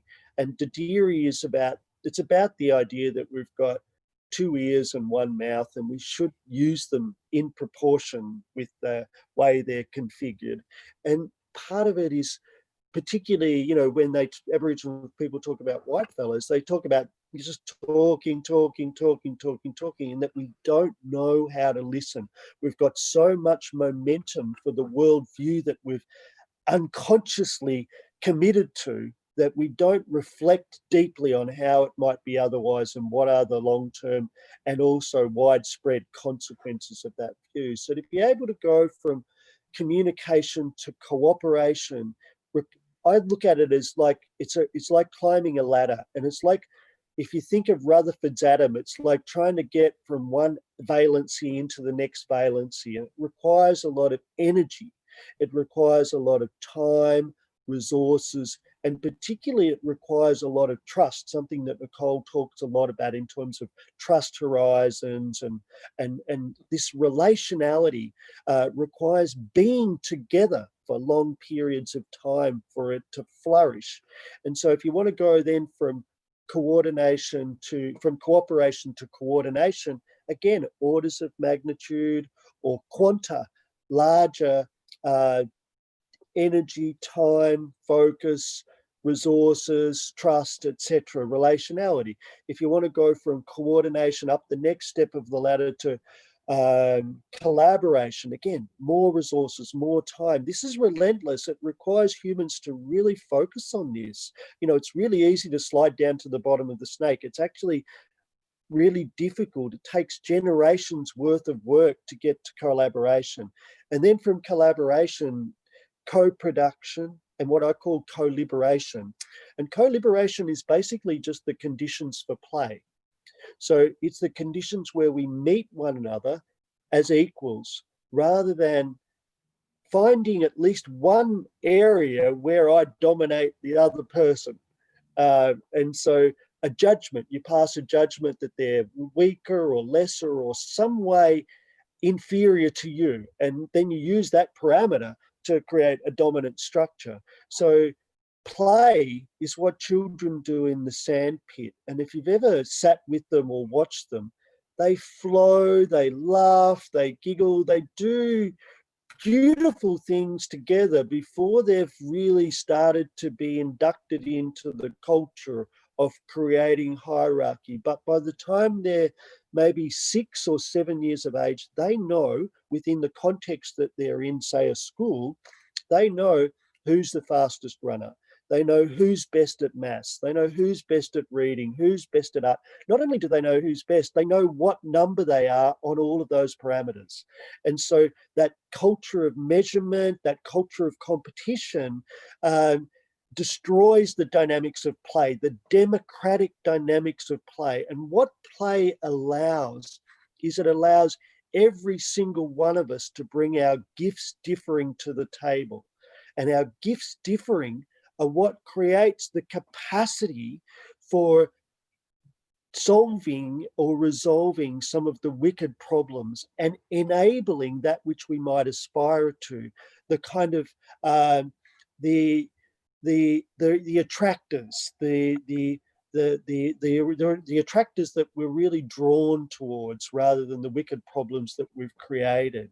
But we only get there if we validate rather than invalidate those that sit at the edge of the curve, so the bell curve. So, you know, Nicole and I have had lots of conversations about our experiences of school, and, you know, it's that which is not recognized in the classroom which is lost to humanity. So normal, you know, and I hope we never go back to normal, because normal and normalcy and normalization, it's in norms, it's so dominated, but it's this narrow band in the middle of the bell curve, and everything's orientated towards that mean or that median, rather than look at, you know, what do the people who are 2 or even 3 standard deviations from the beginning, from you know, from the middle, what do they offer, and how can, instead of invalidating them, how can we bring their gifts differing into play? So, you know, you look at psychodiversity or neurodiversity movements, for example, you know, people who don't have necessarily the social skills of a psychopath or a sociopath or a narcissist are marginalized from a very, very early age, but they can bring incredible gifts differing that aren't obvious because they're awkward socially. But if we learn how to value what they offer, we then can create a civilization where it's not just dominated by popularity, those kind of things, where we value people who have strengths in terms of being able, if you look at an action research cycle, for example, my friend and colleague Yolande Wadsworth has been amazing in terms of bringing this forward. She basically has overlaid ecological systems, sociological systems, epistemological systems, and our cosmological systems, or on this simple cycle. So essentially you can start anywhere in the cycle, but if you start at observation, the next phase is reflection. So you reflect on your observations. And then based on your reflections, you might say it might be a good idea to do this now. So you have a plan that comes out of the reflection. And then from the plan, action. And in terms of, if you use, for example, the Myers-Briggs inventory, and you overlay that, the psychological dynamics, the psychological diversity, at least according to archetypal psychology, most people end up as in the acting sector. And we've actually got a paucity of people on the observation and reflection side, which is why society left to itself will just operate in a plan, act cycle, and, you know, we'll run off the cliff, because we're not allowing those who are the observers or the reflectors to participate in the conversation.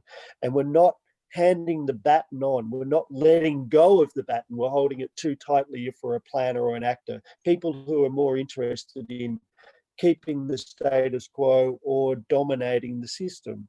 And so, you know, just these simple kind of models enable us to see how we might bring forward the gifts differing that everybody has to offer. Like, we don't have what we sometimes call disabilities. You know, they don't just keep being thrown up in every family system because they're of no worth evolutionarily.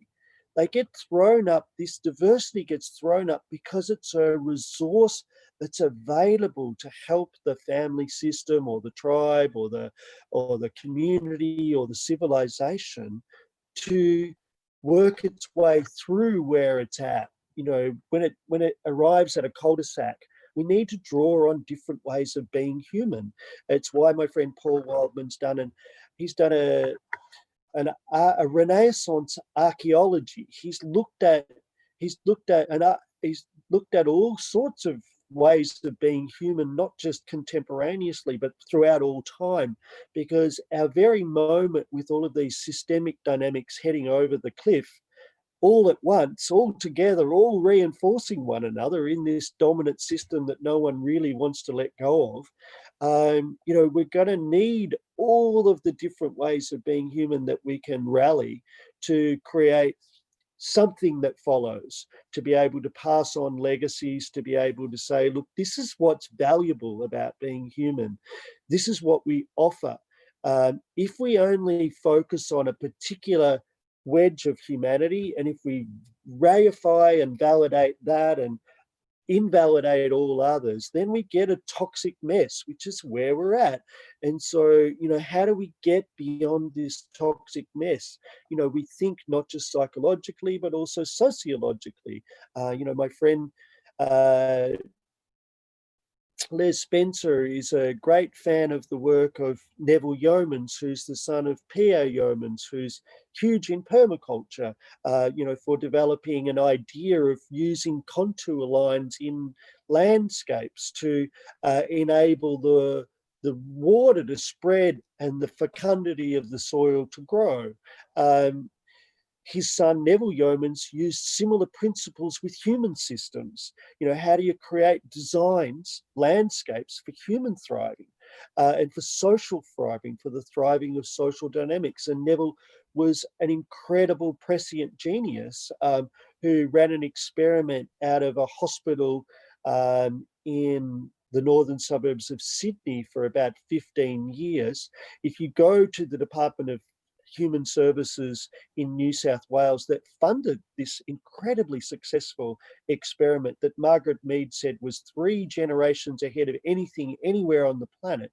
If you go to look for what Neville Yeomans did with psychiatric inpatients and how they were transformed to be social innovators and cultural innovators all over Australia, there's no record that it ever existed, despite it being funded for 15 years. So, you know, these incredible innovators, often, you know, consistent with, you know, the dynamics associated with power, they're shut down and they're erased from history. But, you know, luckily my colleague has done a PhD on Neville's work, and there's now records of it online on a resource called the Lace Web. You only have to Google the Lace Web and you can find the records, and you can find, you know, the accounts of what went on, and how this fellow, who basically was lost as a 3-year-old in the desert and was found by Indigenous desert women, and he was basically, you know, he was held by them, he was supported by them, he was loved by them. He was, you know, his life was changed by that moment. And he took back some of the experiences that he had as an infant with Indigenous women in the desert. And then that affected his life, as well as his incredibly rich family with his amazingly innovative father. So they had a family culture. He was exposed to Indigenous culture at a critical time in his life. And then he applied all of that work, which meant that he was generations ahead of anyone else anywhere in the world in this field. He was a polymath. He was amazing. But we've been very successful at hiding these gems. They're lost, you know, they're the diamonds that are no longer obvious to anybody, but they're still accessible should we have the tools to do it. And, you know, I'm kind of reminded that, you know, we've got to think more dynamically. So for me, you know, a lot of our disciplines seem to be based on an architecture of anatomy. But, you know, if you just have a skeleton, it collapses, because the skeleton's not really the structure.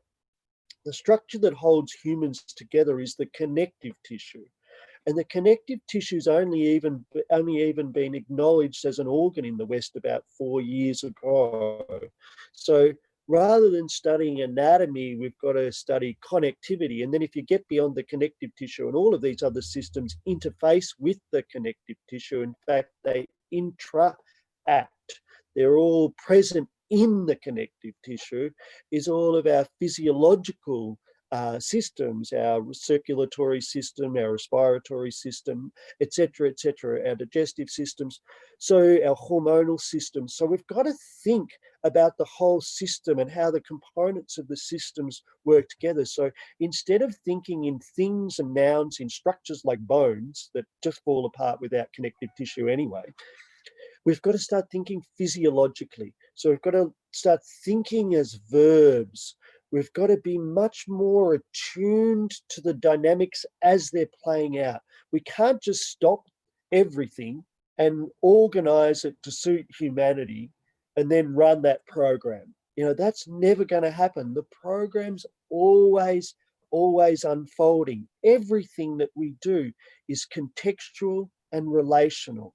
And as a consequence, it requires us to attend to everything as if it is constantly changing.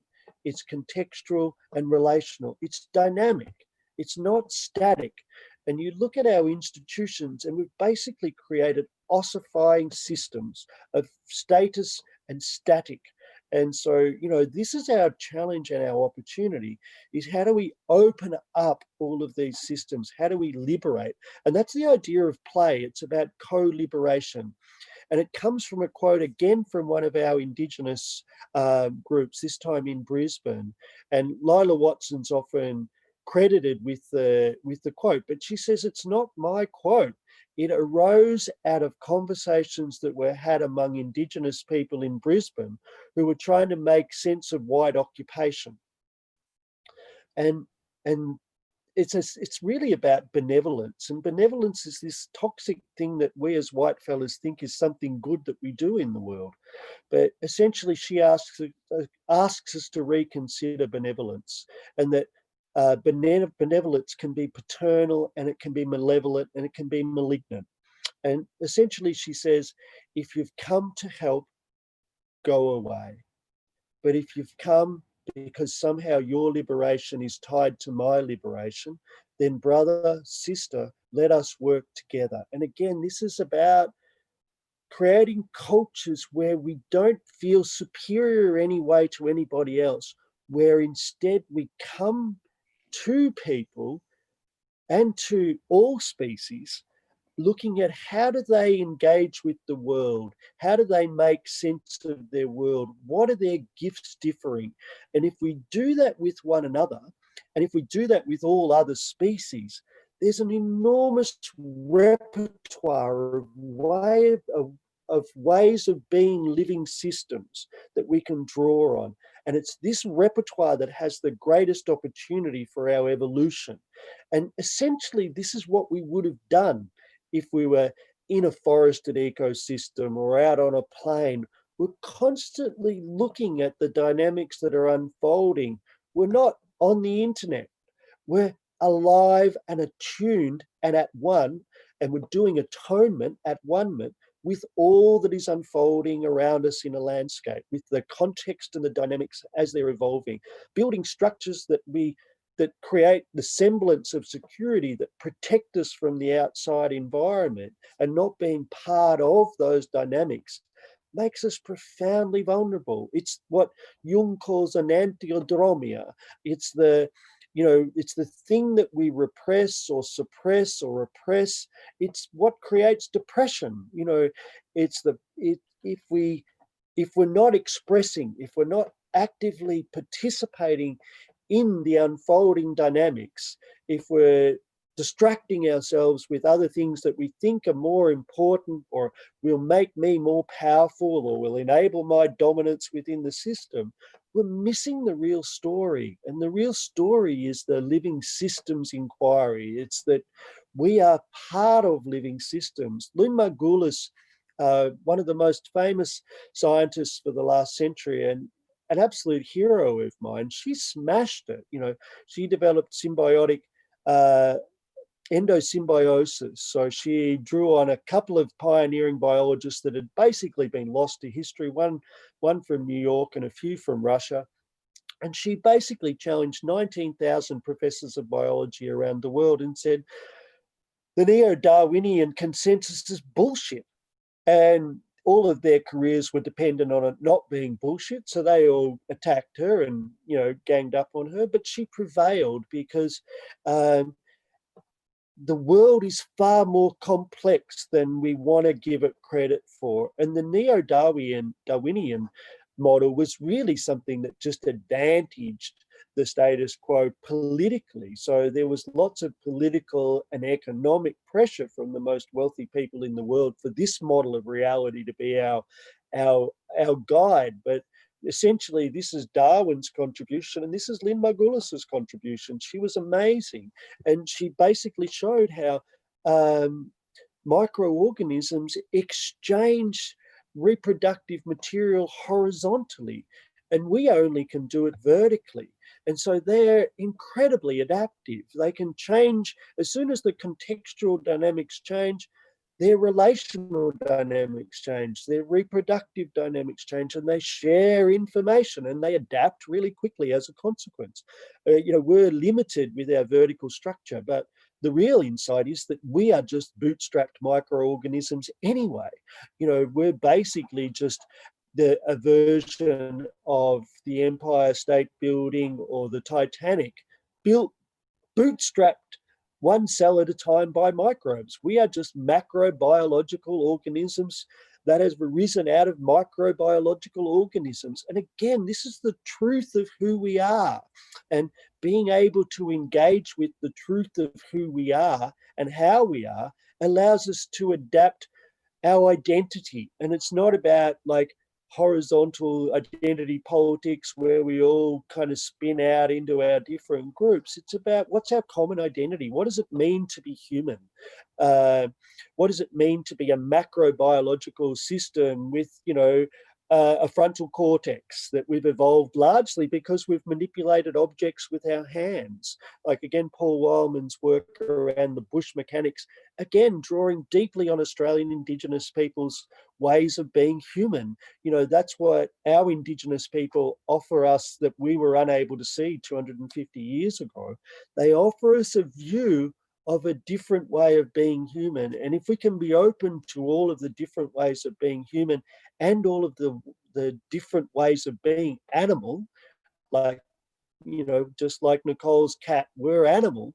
If we can be open to all the different ways of being a living system, it's beyond biomimicry, it's symbiomimicry. And so, again, drawing heavily on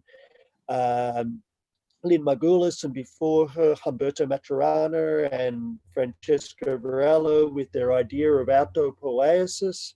What's in front of us, should we embrace it, is sympoiesis. How do we do symbiotic work that is about not just self-making as individuals, but collective making? Because we are, I would say one definition of me as an identity is I, and I would say not a capital I like in the English language, but a small I, lowercase, I, comma, Gaia. Like, all I am at one level is a facet on this whole, and not just the spatial whole, but also the temporal whole that goes back 4.2 billion years, and that embraces the whole planet. So, this layer of life that goes down, 400 kilometers, all the extremophiles, these incredible microorganisms that will survive nuclear explosions and all the different things that they can endure. This is the system of life, and we are just a facet, one way of viewing that. The way we thrive and flourish is not if we have this mistaken idea that we're separate. Like when Descartes said, I think, therefore I am, it was just a moment of profound privilege. He separated himself without acknowledging all the structures and supports that enabled him to become Descartes. Essentially, what a better mantra for today is, we link, therefore we are. So we are all intraactive, to draw on a physicist, a feminist physicist, Karen Barad.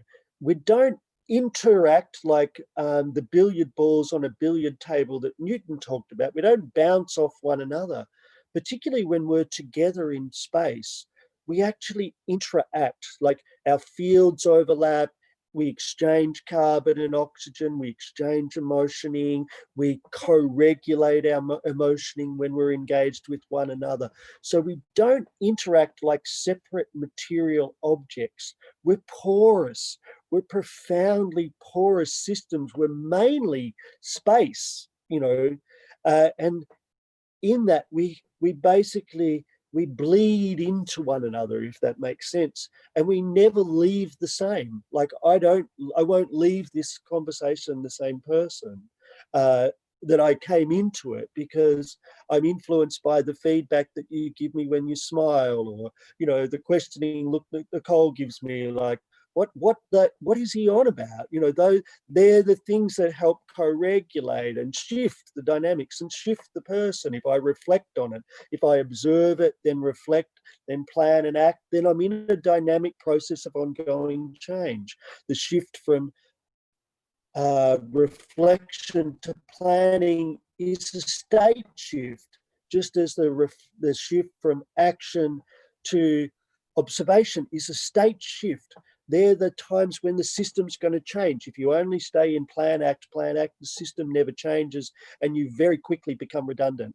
So yeah, I'm interested in how the whole system is about contextuality and relationality. And so that contextuality should be as long as possible in terms of deep history, deep time, and it should be as broad as possible in terms of the consequences of our actions are not local, they're global, particularly in the West, where we use a disproportionate amount of resources and where we have a disproportionate amount of power. So yeah, that's kind of where I would probably finish, I think, is just, you know, we have an opportunity not to just think we live in the now as individuals. This idea that we live in the now as individuals is profoundly limited. We live in an extended present that goes back 4.2 billion years and unfolds in front of us to the degree that we enable it. And, you know, we live as not separate individuals or even separate races or separate species or separate classes or separate genders. We live as this biological, ecological whole, this Gaian system. And so, you know, if we are all participants in that, we can all be contributors and we can all be partners in that undertaking. But if we think we're separate, we're likely to end up wanting to dominate rather than partner. And again, you know, Ryan Eisler has written beautifully about the difference between domination and partnership. Mm. Yeah, it's absolutely fascinating. I mean, we really need to look at these social dynamics. And one of the issues, one of the things I have an issue with is when people talk about, we want to find a solution. And so we'll try and come up with a steady state. And I think you cannot come up with a steady state. Nothing about reality is steady. It's dynamic, and it has to be. You have to manage the dynamics. You can't say, well, we'll just pick this ideal utopian kind of state and we'll aim for that, and somehow all of humanity will stay in that state once they've realized that it's good. I would say there are very different ways of being in the world that make sense in different contexts, at different times, in different places. And so you have to look at how you can take this dynamic system and modify it to work in this place, in this time. And you can't just say it's always the same. The pendulum will swing back and forth, but there's no spot that pendulum should stop at and stay forever. It will always swing. And we have to look for what is the point that we want to be for the context that we find ourselves in. There are times, for instance, when you need more freedom. There are times when you need more central control to deal with crises, for instance. But the problem then comes with, well, do you trust the people you're giving the central control to? And the problem at the moment with COVID is, no, you don't. And when you move into contraction, you're looking at the collapse of the trust horizon. And this is exactly what makes it impossible to have this central control actually function properly. So if you look at what's happening in the States, for instance, people are saying, well, this is tyranny, and so we're not accepting this. We're not going to wear a mask. We're not going to socially distance. It's all become politicized. And I just think that's a terrible shame. If they trusted, if they had the capacity to trust in a government that was worthy of trust, then things might be very different, as they have been in New Zealand. So because we did more or less trust our prime minister, we managed to deal with the crisis a lot more effectively than they have in the States, where no one in their right mind would trust the political leadership with any more power than they already have. And they don't even trust them with the power they've gotten now, let alone any more. And even at the state level, it's profoundly variable depending on where you are in terms of trust and the response. That I really think we need to maintain this focus on managing dynamic systems rather than aiming for any particular kind of theoretical sweet spot. And even the idea of the elected representatives, this is a point that's come out of the work from the Yeomans family, particularly Neville Yeoman's work, is he identified, and Les Spencer's documented this very well, that in local systems, social trust is not located in those that are often the representatives politically. So people who tend to put their hand up for election are more likely to be high profile, low trust. Whereas the people who are the most effective at disseminating new information within a community network are low profile, high trust. And these low profile, high trust people are natural nurturers and natural networkers. And they do it underneath the radar, because doing it underneath the radar is important not only to their own personal safety, but also to maintaining the system, the invisible system that actually promulgates the messages. And so as soon as if government says, look, we see this community's working really well and we want some of that for everybody else, but as soon as you shine a light on this system, it disappears. And that's the magic of it. It works because it's invisible, which makes it difficult to, put in a lab and say under controlled conditions, we've studied this thing and this is how it works. This is where we need citizen sociologists as well as citizen scientists. Kind of applying the Heisenberg principle to sociology. Yeah. It is very much so. Yeah. So the Heisenberg principle, for anyone who doesn't know, is you can't know both where an electron is and where it's going at the same time. The minute you look at it, it's stopping and you can't tell where it's going. If you know where it's going, you can't look at it. So, and the observer affects the system as well. So all these aspects of basic physics actually have analogies at the sociological level. And even Schrodinger's ideas too, if you can't see the cat, is it alive or dead? You don't know whether the community's actually thriving or not, because there's no way of visually mapping it. This is what James Scott said, that we used this as the central point for the model that emerged from the report, from the research that we did with disaster impacted communities across 5 adjacent municipalities. So what we found when we interviewed citizens elected to community recovery and resilience committees, people from community service organisations that were effectively coming in to help, and also local government authority representatives up to CEOs, we all found this same phenomenon. The inner city masters and PhD educated screen gazing tower dwelling professionals had absolutely no clue what was going on in the hinterland. In fact, Kinglake was labelled feral by the people in the inner city. That was the compliment that they gave us, that we were feral, and we were unfathomable in terms of their worldview. And their worldview is predicated on this thing, the screen. So something on a screen has to be neat and tidy, tidy and neat. I'm not sure if you've read that Mr. Men book. It's one of my favourites. It has to be neat and tidy, tidy and neat. It has to be legible. So it has to be abstracted into a literary or a mathematical form in some way. And then that's meant to represent the community on the edge of the city that's just been obliterated by a disaster for all time, that snapshot. And, they're dependent on those snapshots because that's how they relay valid information to their decision makers. And we're like, we are not that snapshot. That snapshot doesn't in any way capture, let alone encapsulate who we are. So if there is an issue arising in a disaster community, sure as hell, this is what happens. People sit around the table or they sit around the fire in the evening and they chew the fat about it. They talk about it.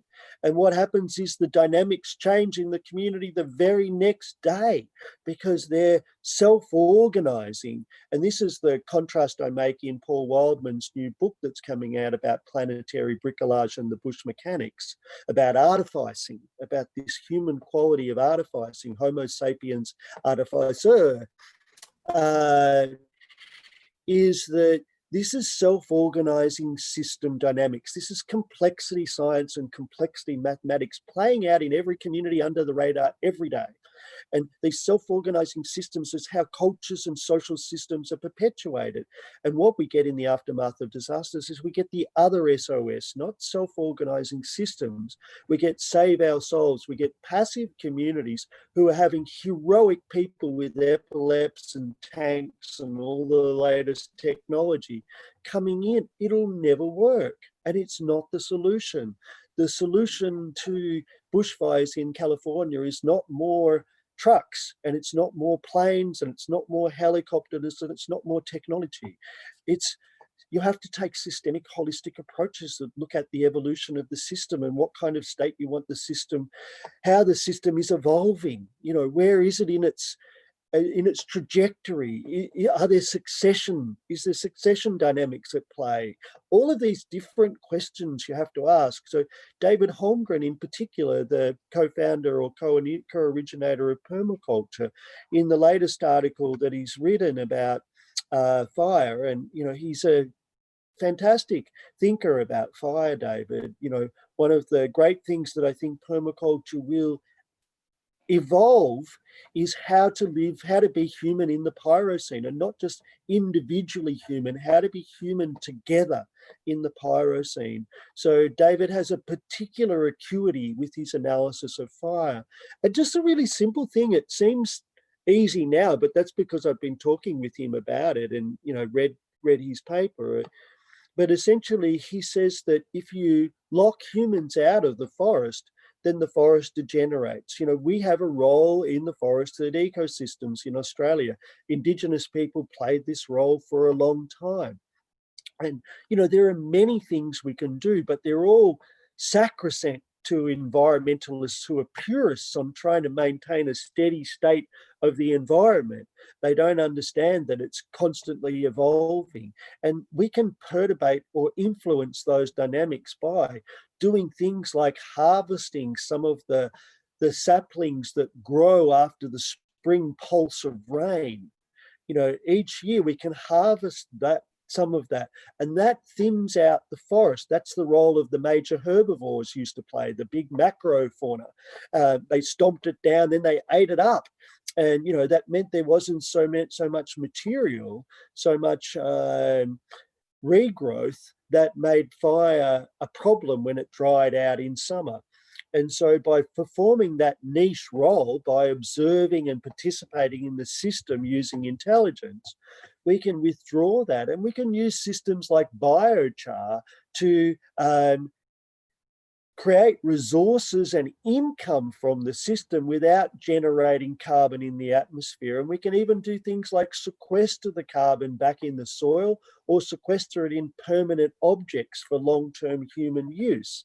And so we can create whole community economies around forested ecosystems that decrease carbon and increase biodiversity, and that decrease the risk for obliteration of species through feral fires, through the kind of wildfires that Stephen Pine describes as being so problematic now. And he says, essentially we've got three choices which have really limited, that have now evolved or devolved into a game of perpetual whack-a-mole. There's a fire, whack it out. There's a fire, whack it out. There's a fire, whack it out. Rather than participating in the ecosystems, again, like our Indigenous people do with their mosaic cultural burning, which is very different from the prescribed burning that the fire professionals use. They basically do it in sync with ecological processes. So, they might only light fire in a particular ecosystem after a particular species has finished its reproductive cycle, or, some kind of indicator that they're conscious of in that evolving system, so that they're optimizing the system for diversity and for thriving, rather than degenerating it by harvesting all of the timber, getting rid of all of the little ecosystem niches, which are the habitat for the species, and then making it vulnerable to bushfire.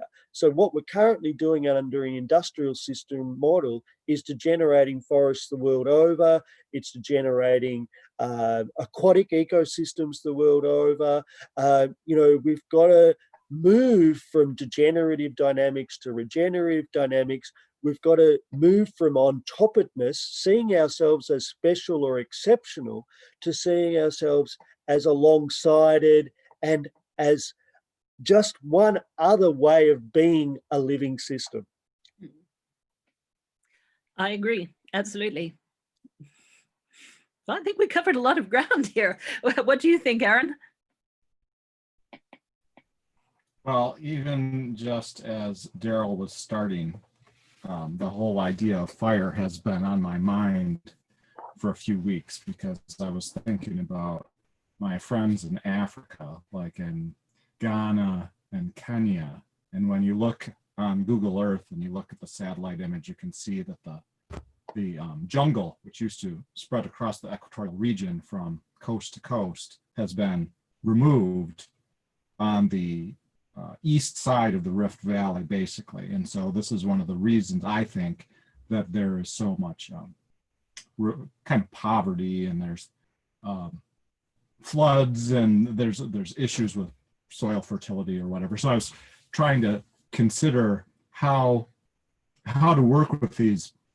One young person in particular, he's like 20 years old, and he lives in a very, simple, small house with 3 generations, and he has a small farm with his community, and they're trying to buy the land from the king of Buganda, which I didn't know they had kings until earlier this week.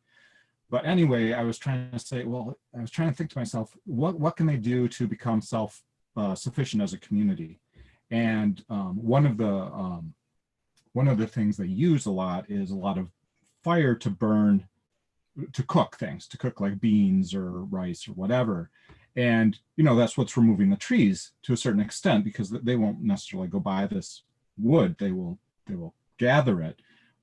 But that seems to be something that is a big issue, because then there's no chance for the jungle to regrow, Eden to regrow, so to speak, paradise to regrow, which would bring back richness to the community wealth. So this whole idea of fire, to me, I was trying to figure out, well, 1,000 years from now or 10,000 years from now, will it be humans who live without fire? Or, as Albert Bates and Draper, I'm not sure which Draper. Kathleen. Byrne. Yeah, it's Kathleen.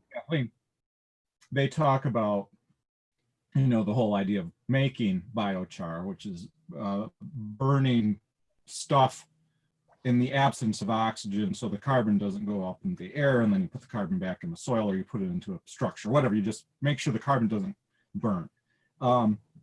And so I was trying to figure out all of that. And then William Catton, who wrote a book called Bottleneck and one called Overshoot, he also did a lecture before he died around 2015, where he was talking about, well, where did civilization go wrong in the first place? Where did humans go wrong?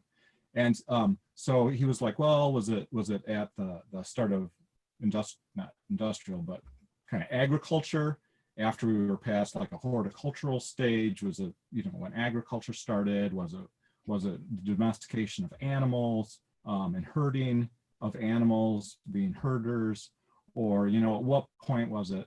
And he gets to the very end of his lecture, which is about an hour long, and he talks about how, well, it might be our use of fire, because at the moment that humans start using fire, you know, they're extending control beyond themselves into the environment. And, you know, the first one who picked up the burning branch on the edge of the wildfire or whatever, you know, and they scared off the predators, or they lit up the night, and they were able to, you know, make the cave safe because they had the fire in the entrance. You know, maybe that was the start, because that's when the energy that the individual human had was enhanced by this fire ability as well.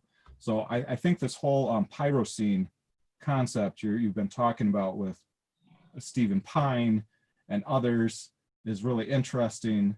William Catton, rather than calling it homo pyrocene, or whichever term you used earlier, Homo pyrosapiens.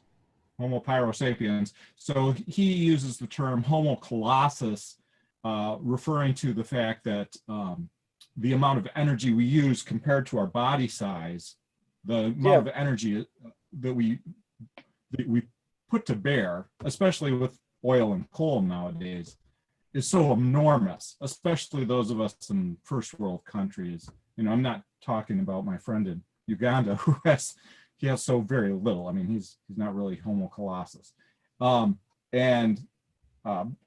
Based on that, I coined a term which I was calling Homo incendio. So, you know, people of the fire. And so I find this very interesting that this is, you know, something I'd been also thinking about, and you've shared a lot about this as well. So that's kind of my first reflection from. It's really rich archetypally too. Like, you know, if you dig into all of our stories cross-culturally, fire plays such a critical role metaphorically and literally. So yeah, it's embedded everywhere. Stephen Pine talks about, you know, in universities, you know, you have whole faculties around oceans, whole faculties around land use. But, you know, as an element or as a reaction, fire, there's no faculty of fire. He mentions in his TED talk that the only fire department in a university is the one that you call, you know, if you need to put a fire out. But we don't, what he's really alluding to is that we don't systemically study the tool that has most defined us, you know, perhaps more so than language, perhaps more so than our mathematical capabilities. You know, this tool is embedded in every element of our development, and yet we've somehow made it invisible. You know, when you talk about climate change, you might as well just talk about fire. It's just combustion. It's just burning everything.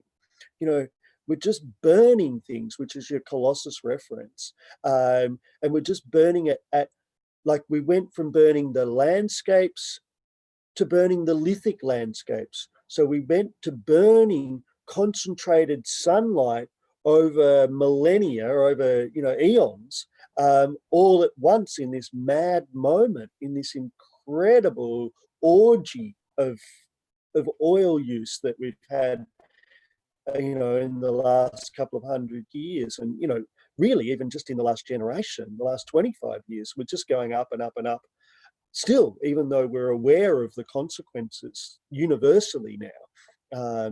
So, you know, these are, you know, how do we get off? The only other point I'd make in response to your reflection is, again, that just a caution against the ideal state, like even assuming that there's such a thing called nature, or that somewhere along the line we've just got off the road. Yeah, maybe we've become weird in the West, Western educated, industrial, rich and developed, but we're here now, and, you know, we can't change that which has gone before us. And, you know, maybe if we use a personal metaphor, like, I don't know anyone who didn't have a trip somewhere along in their adolescence, you know, where something didn't go wrong. You know, we made mistakes, we learned. That's how we're human. That's how we learn. We learn more from making mistakes than we do from attending university. So, you know, that, you know, we've made mistakes, and the key thing is owning it. In Australia, we don't own our mistakes. You know, we perpetuate this myth of waspiness, the white Anglo-Saxon Protestant work ethic. And we work so goddamn hard because no one wants to sit still long enough and find ourselves contemplating, well, how did this begin? How did we get this land ownership? How did we get these structures and systems of control and dominance? And we got them because we stole the land. You know, it was never terra nullius. You know, it was all these myths that we perpetuated. And we've never actually acknowledged and worked through what happened.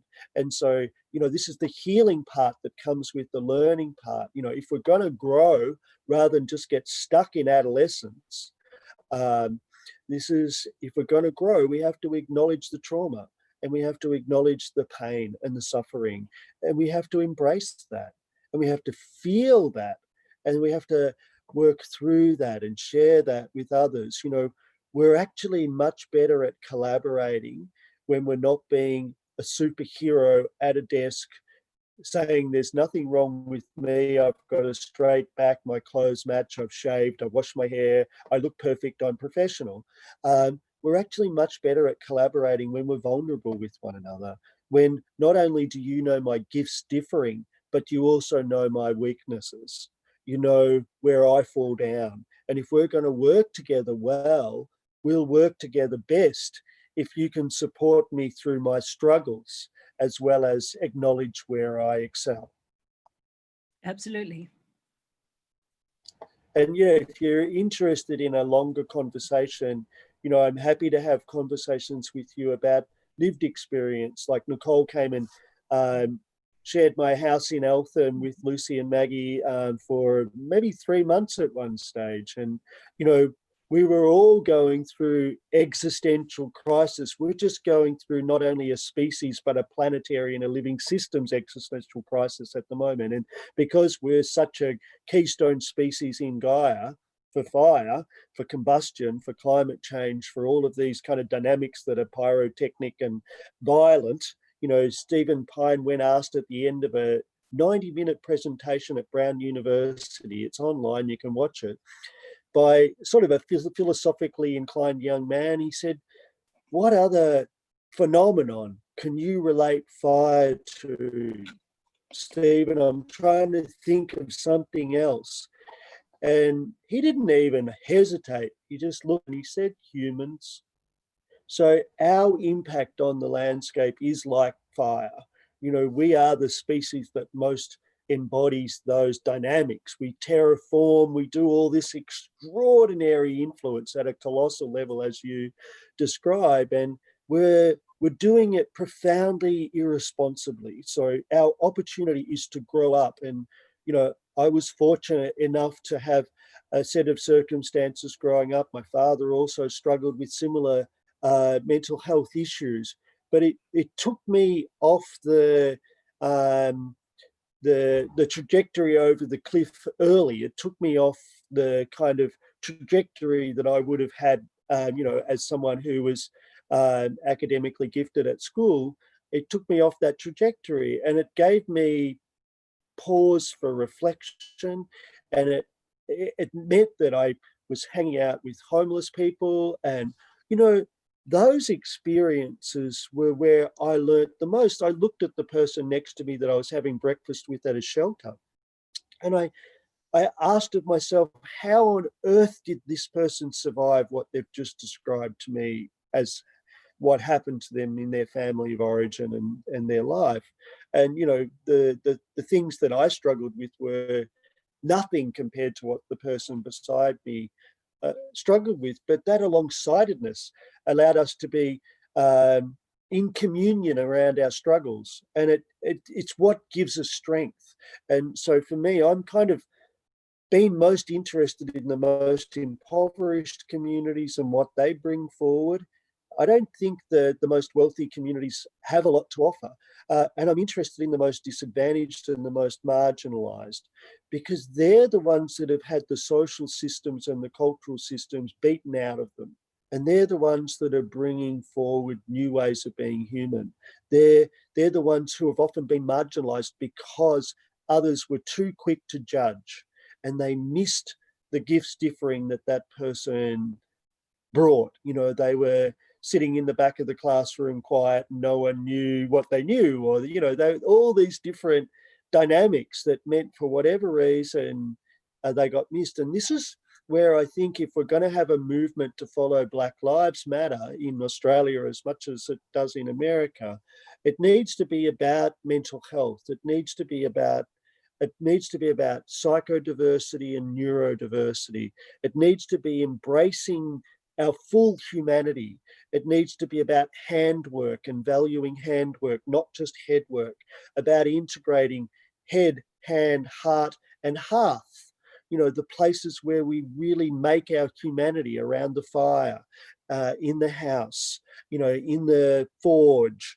We're not going to throw fire away. We just need to learn how to use it responsibly. Mike Reynolds issued that challenge to me when I first met him. He said, can you imagine a humanity without fire? In a fire age, maybe we'll need to use fire a lot less, but more than anything, we've got to use it a lot more wisely. At the moment, I can't light a fire in my backyard without ringing the government and registering that I'm going to light a fire in my backyard. Now, this is red tape or bureaucratic oversight ad infinitum ridiculous. If we follow this track further along the route, we're going to have ridiculous control systems and surveillance systems around human uses of fire. Instead of that, what we could do is just educate children really well about using fire from a very young age and educate them about the systemic dynamics associated with fire and engage them in thinking critically about the tool that we've deployed and the tool that's come to define us. And, how do we become Homo pyro sapiens amans, the wise, loving fire ape, rather than Homo pyro sapiens aggressans, or Homo pyro sapiens arrogans. And at the moment, if we're trifurcating, it's the other two routes that are predominating. And again, this is the importance of gender, getting out of the adolescent male and the domination-oriented male, the aggressive or the arrogant, into the wise, loving civilization, or the wise, loving family, community, individual making a contribution. How are we contributive and partnership oriented rather than dominating and degenerative in our orientation? And degeneration is violence. It's violence at every single level. And our societies at the moment are profoundly violent, and they're violent because they judge. And if we can suspend judgment and feelings of superiority or exceptionality, then we can create equal playing fields with each other and equal playing fields with all species. And then we can play well together. If we don't suspend judgment, then we just go into domination and exceptionalism and superiority. And it means we miss all the gifts differing within humanity and all the gifts differing outside humanity. Again, I completely agree. And so that mental health conversation is about a revolution. Like, my friends talk about it in terms of mad pride. I'm working for a peak body for consumer survivors of mental illness at the moment, VIMIAC. And, among the networks internationally and around Australia are some of the most extraordinary people who've had the most harrowing lives because of a system that judges them prematurely and doesn't allow them to thrive, doesn't create the conditions that enable them to flourish and contribute. So not only do we need to have this as an area of focus, we've got to think really, have a long, hard look at how do we create the conditions that nurture diversity? And, how do we do motherhood? How do we do fatherhood? How do we do neighborhood?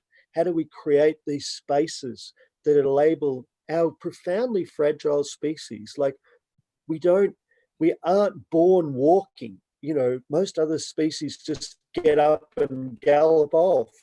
We're profoundly vulnerable. And this vulnerability is something that we have to tend because it's our real strength.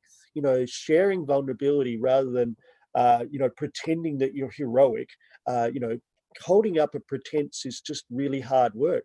and it's going to exhaust anyone who tries to do it eventually. You know, I'm longing for the days when we have a Marvel movie and it's the nursing home or the asylum where all the superheroes have ended up after they've crashed. And so, you know, the collapse is human as well. It's just not ecological. It's not just social. It's not just political or economic. It's also emotional and it's human. And we need to value the collapse. It's a legitimate part of the panarchical systems process. And because we've othered the collapse, when someone's not doing so well, we label them and we other them. If we bring them back into the fold and say, this is also part of being fully human, it's not a pathology. There's no biological basis that's been firmly established for mental illness. It's a response to what's happening in people's lives. And often it's the best thing they can do. It's a cry for help, or it's a disruption of a pathological family or other contextual system. And it's the black sheep or, you know, whatever, the rainbow colored goat, the point of difference that the family can't contain or engage with, or the school or the community or the neighborhood or the workplace. And so, you know, how do we go to move towards embracing what we know is implicit in every person, and then we can liberate their potential. And if we can liberate everyone's potential, we've got a much greater opportunity to resolve, not just to resolve wicked problems, but to also be able to look at those really attractive attractors, the things that, you know, what's that word, that the title for a book by Charles Eisenstein's, the kind of world that our hearts know is possible, not just that our heads know is possible. You know, the kind of things that we long for, that we dream of, that we know is collaborating well, not dominating.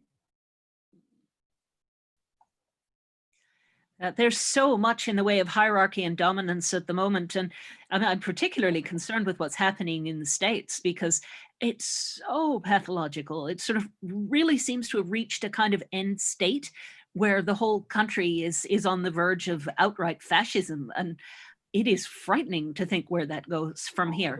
And I very much hope that in November there's an election that manages to change a few things. But there's so much going on there that isn't embodied in one person or one administration. It's really a pathology of the entire system that country operates under. You know, and the extent to which people are just crushed by that system is absolutely appalling. And it's got exponentially worse under Trump. I think he's left the room. Well, no, he's back. He seems to be trying to. He seems to have lost the will to continue. Yep. I was talking about Aaron. I thought it was Aaron who disappeared for a moment. But yes, he was quite disconsolate when he left his aeroplane after being in Tulsa.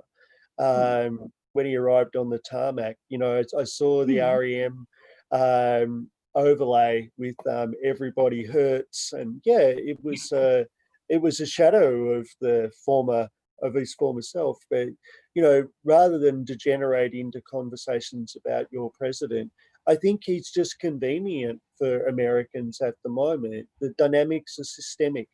You know, you've just thrown up an incredibly narcissistic president, but the culture is narcissistic. Yes, and very that's much. the blind spot is that the culture, the people aren't willing to see their own narcissism as a problem.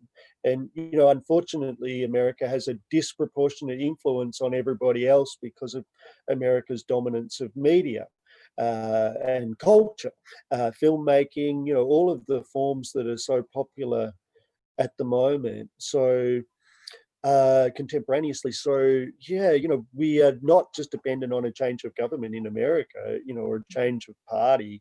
I don't see that making any difference. You know, Trump in many ways is just bringing the dynamics to the head. And, you know, yes. while that's it's frightening, at least it's not denial.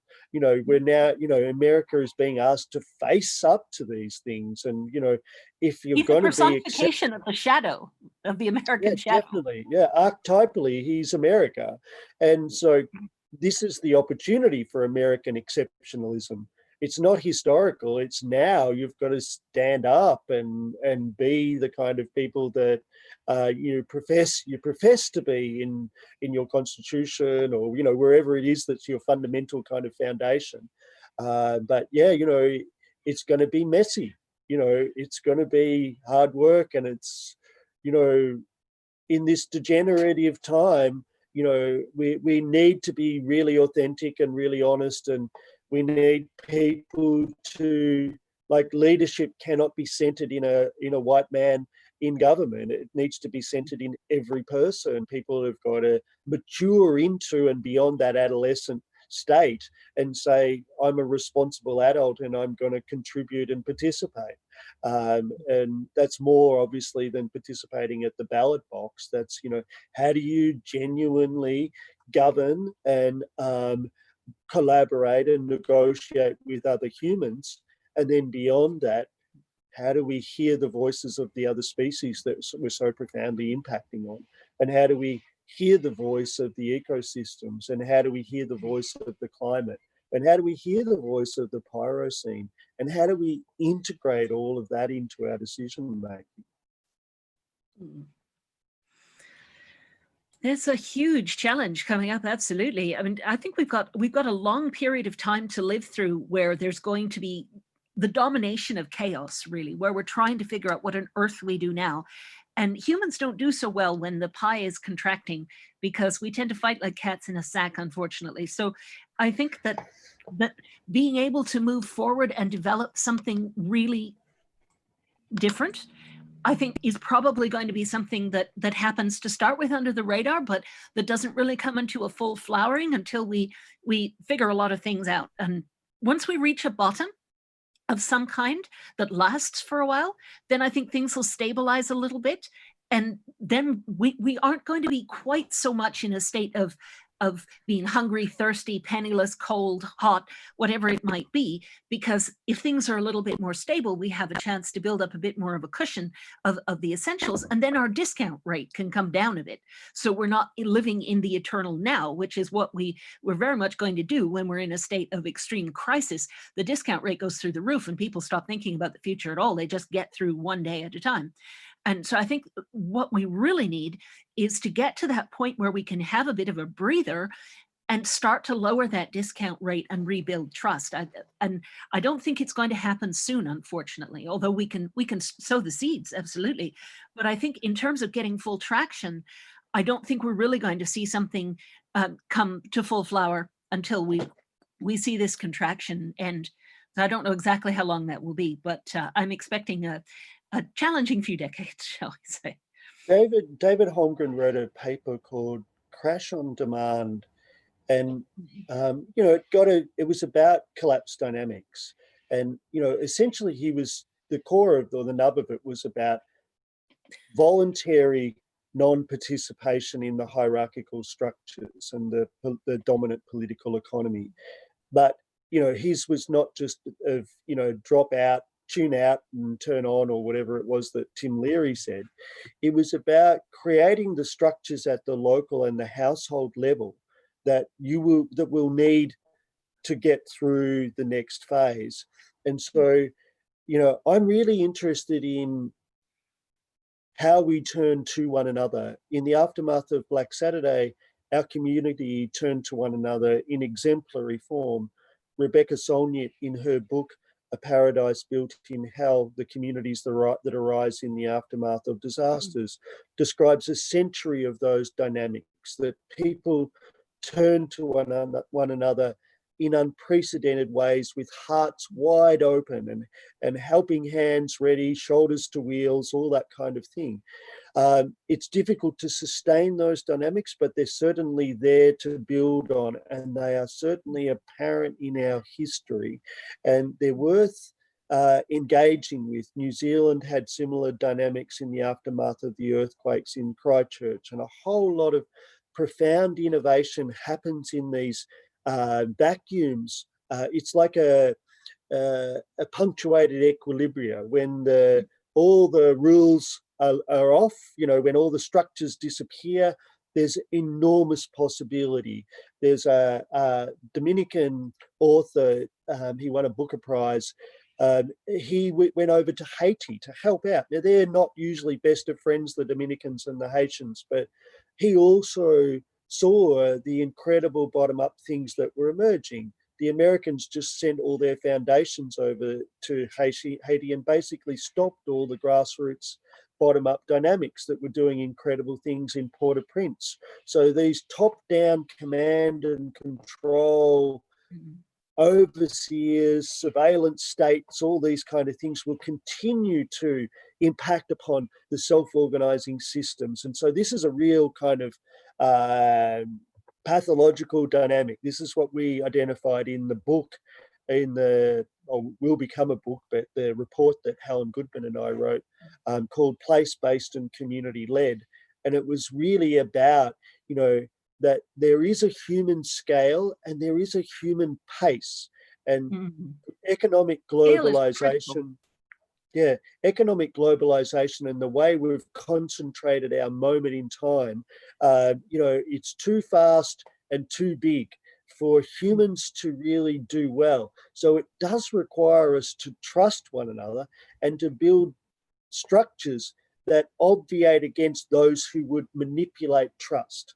So, these are the horizontal governance structures that we need to build to replace the vertical ones that we've been so challenged by. And, it may mean that there's still some verticality. It's not throwing all babies out with bathwaters, but our balances have just been really wrong. And it's, how do you get a dynamic, like a heterarchy, a dynamic, not homeostasis, like assumes again that permanence, whether it's, this ideal of nature or a steady state.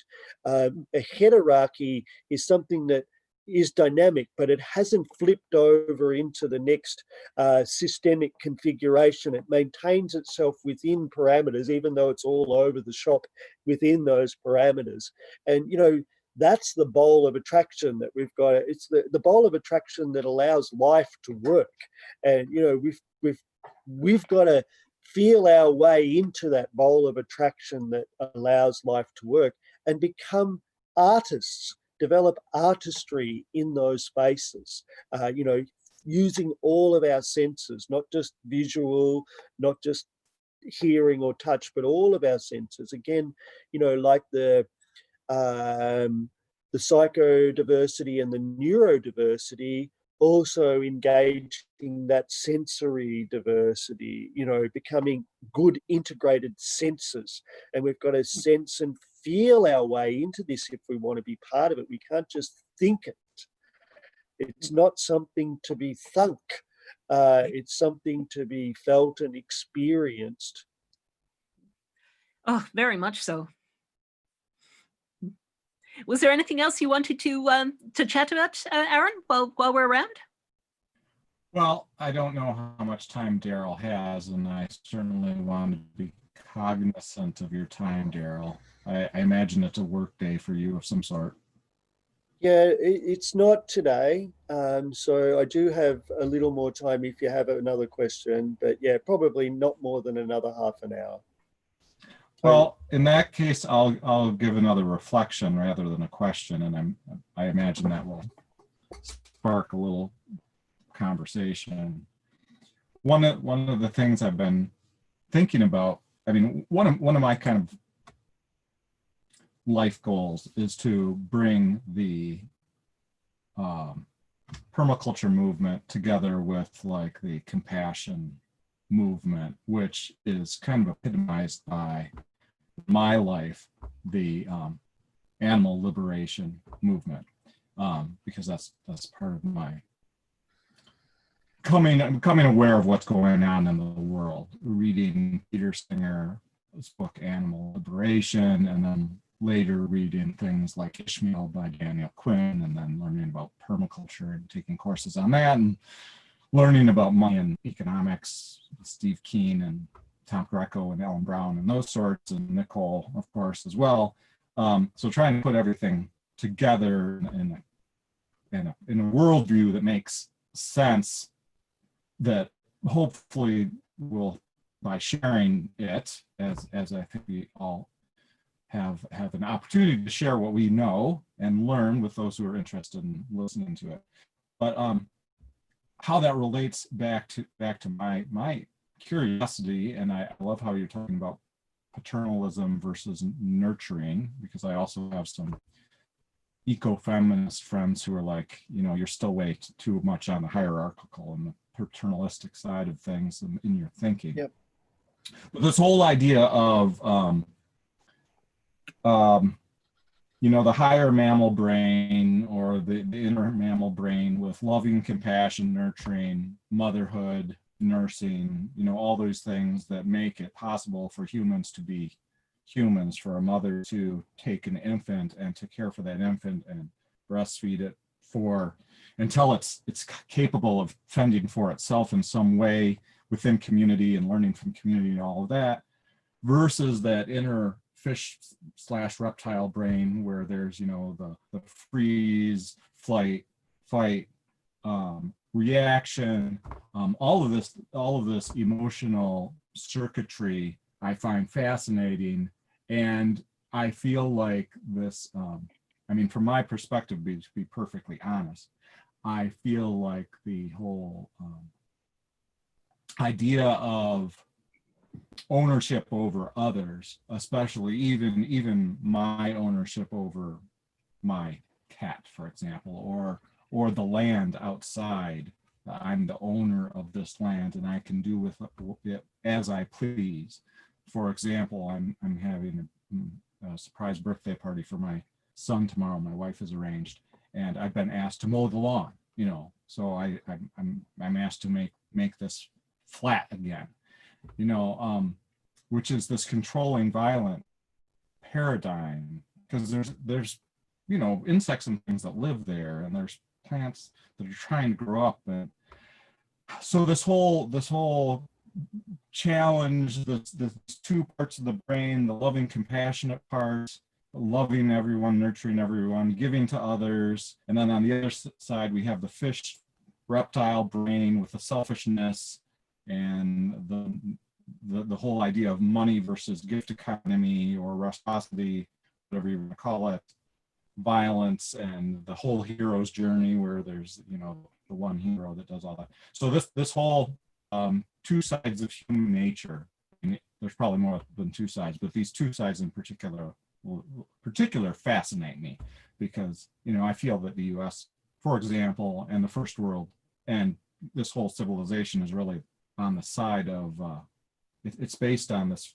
fear reptile brain versus the loving compassion, love your neighbor and just be compassionate towards everybody no matter who they are.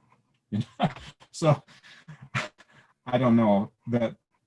I hear threads of that in the conversation, the things you've shared, Daryl. So I imagine you might have reflections on that. I think at its core, I'm learning how to feel. So, probably where I grew up was a very conservative community politically, and socioeconomically, it was where my mother's family came from was the lowest socioeconomic status postcode in Victoria, the state where I live. And my father grew up at Reservoir, which is a socioeconomically disadvantaged community today in Melbourne. So I'm interested in what poverty brings in terms of not just an experience, but also a worldview. Most of our worldviews are propagated by middle-class, masters and PhD educated white professional people, often with private school experiences. So they've kind of, their privilege has meant that they've missed out on experience as well. So they've got, they've had opportunity, but they've also had a bubble, and they've lived in a bubble that hasn't had as much richness in it. And it means that they can propagate narratives or perpetuate narratives that are incommensurate with the whole, but reflect the competition of being the best student in the private school, or having the most senior position in the corporation, or being the successful university academic, or whatever it might be, or politician. So I'm interested in, how do we get beyond universalizing? And I'm interested in how also, universalizing even about things like nature and ideal types and all of this kind of thing, and, essentialism. And, some of the dichotomies that you talked about, I reflect on myself, but also just the danger of getting stuck in essentialism. And, if everybody brings gifts differing, then, how do we just allow ourselves, how do I get out of the way?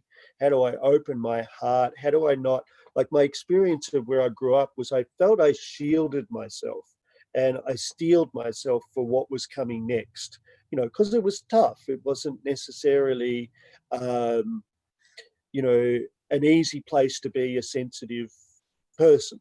And, I think in making that move to shield myself or steel myself, I didn't feel and I didn't yield. And these are, so I adopted a masculine posture, a hypermasculine cultural posture, and I ignored or pushed away the feeling and the yielding that is more associated with the feminine. So, these kind of opportunities are there should we have good people around us to support us and create environments that makes it easier for us to realize that, all of us, not just on that kind of polemic, but all of us have opportunities to realize other ways of being than the particular kind of adaptation that we chose in the moment. So opening up the space for diversities of self-expression, open up the space for different ways of participation, requires, not only one's own reflections, but, being involved in critical feedback groups, chewing the fat, sharing things. And for that to work, it requires that dadiri, that deep listening in mental health. The US responded to an Australian innovation, which was called mental health first aid, which was meant to be something that community members could use to support people who weren't traveling well. But essentially what that translated into was pushing more people into a dominant system that didn't work.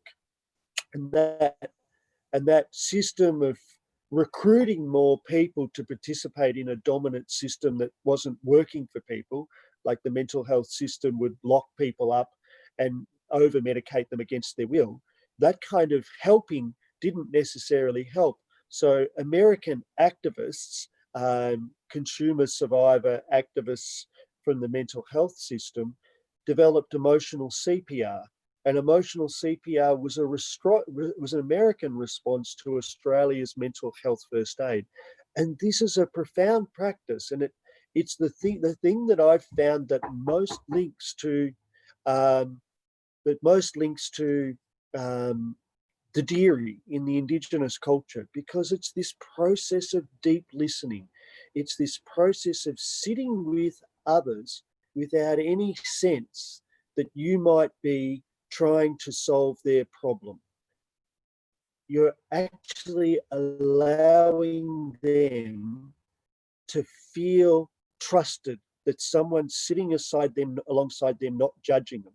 So rather than going to a clinic where they'll get a judgment from a professional who's trained to make judgments, being an alongside-edness practitioner means sitting alongside someone, allowing them to feel safe. So if I can have someone allow me to feel safe, I can de-escalate out of hyperarousal, out of all of those states that you were talking about before, the fear and fight and flight, into the tend and befriend. So this is about pedagogies of ways of being together, methodologies of tend and befriend, of ways of being together. Now, this is a countercultural discourse at the moment, and it's a countercultural practice.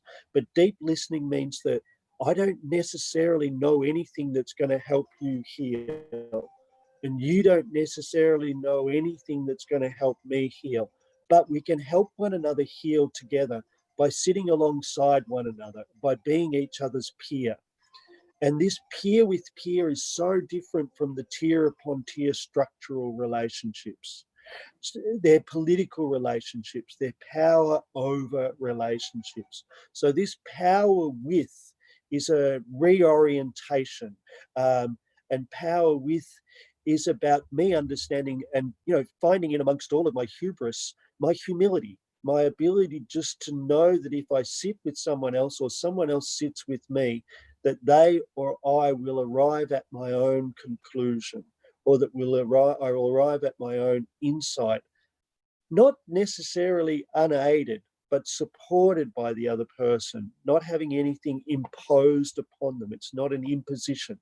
It's emergent from the supportive, trusting dynamics, not imposed from a professional, knowing, hubristic way, a textbook or whatever. And it's trusting in that relationship, that the relationship has implicit in it what's needed for each person to thrive.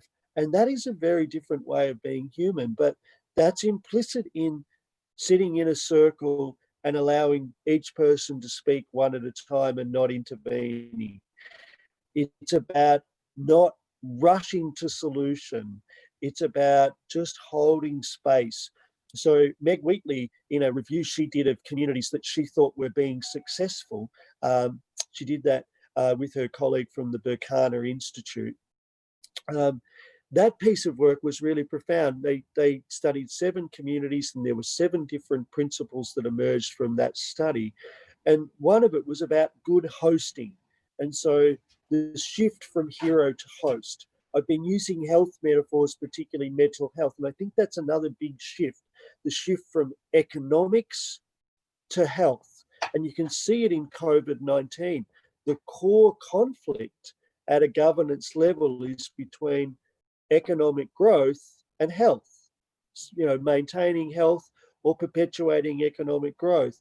And these paradigms are in collision at the moment.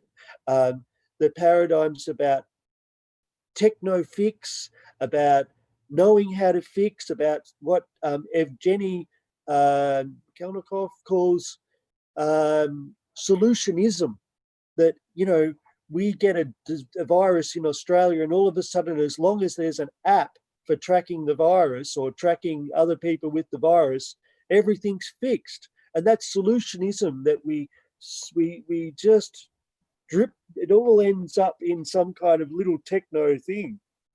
Whereas the public health, the flattening of the curve in Australia and New Zealand had nothing to do with technology.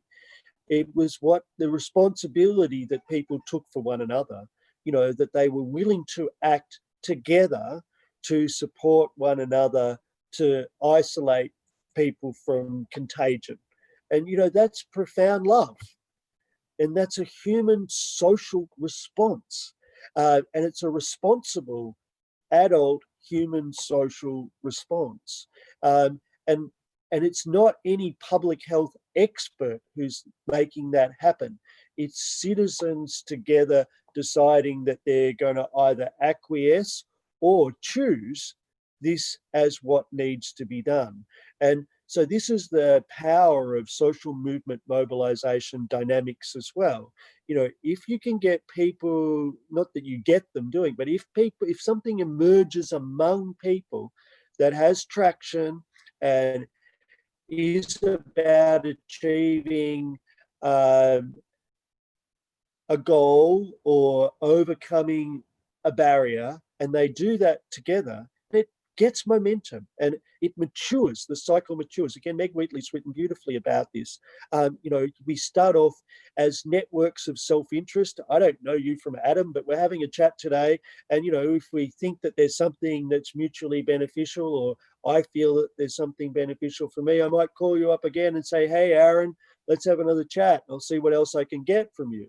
But if you mature that dynamic, it gets beyond networks of self-interest into communities of reflexive praxis, where we are taking action together, but we're also supporting one another's growth, then they can then mature into spheres of influence. This is an evolutionary path that's been tracked through social movement mobilization dynamics. And from spheres of influence, it can become, that paradigmatic change leverage point, in institutions and in cultures. And, we've seen this happen in our own lifetimes. We're old enough to have seen this occur repeatedly. And so, how we go about that, engaging with evolution rather than thinking back to some essential category or quality or state of nature. I like the reading of the people who are the sociologists who study science and the science studies people who look at the hybrid nature culture. Because of our colossus impact, we don't have a separate nature. We have this construct that's culture nature. There's nothing to go back to. There's no Garden of Eden. We've just got the dynamics that are unfolding between humanity's terraforming and all of its extraction and pollution and, use of resources or abuse of resources or an abuse of landscapes. And so, how do we start with where we're at and what we've got, which is this nature culture interface, this hybrid hyper object. And if we've lost other hyper objects in the past, then they're negative hyper objects. They don't exist, only in the past. We can draw on it potentially, but how do we actually understand and engage with the dynamics that are at play at the moment, that culture nature hyper object, rather than falling back into ideas of original sin or falling back into ideas of romantic nature. The pollution's everywhere. I've got plastic in my veins. I know this, it's systemic. The phenomenon is there's no way. We can't throw anything away. We can't contain anything anywhere forever. It's all systemic dynamics. It's all physiological. Nothing is permanently anatomical. It's just a temporary state. So how do we understand that these flow dynamics are always engaging, and this seeking of permanence, or this seeking of freezing or ossifying so we can control, this is kind of like primary for me. How do I get beyond needing to control and trusting that which unfolds? But else, how do I also trust my own intuitions about the unfolding dynamics to intervene where it's appropriate for me as an agentic adult?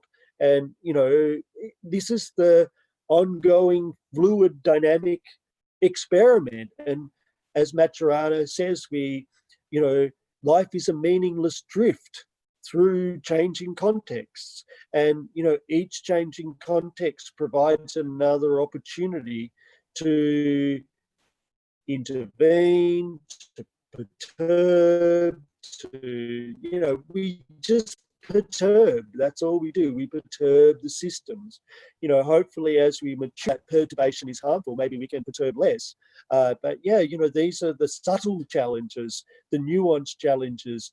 I like the way that Tyson Yunkaporta talks about white fellas as emus.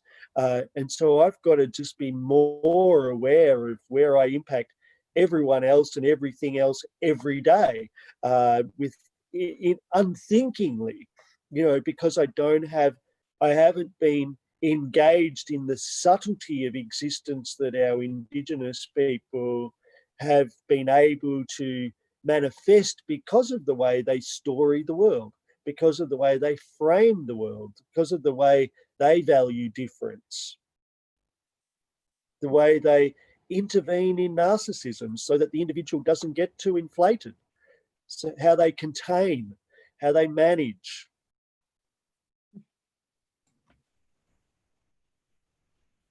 I think we need to rediscover our humanity, because we've turned ourselves into sort of meat robots, and that isn't really helping anybody. And monsters. We've turned ourselves into monsters. colossal monsters and psychodynamic monsters, like cruel, inhuman monsters. And that is cause for great reflection, because it's difficult once you've got the positive feedback systems validating that kind of being, it's difficult to jump off. And so, that's an all change phenomenon. It's a big change. When you validate narcissism, when you reify it, when you induct it into the presidency, you've got a lot of work to do. And it's not just like getting rid of Donald Trump's not going to change the cultural dynamic. It's a cultural change that's required at that level. And, we've got it here too in Australia. It's not really that much different. Unfortunately, too often we follow your lead.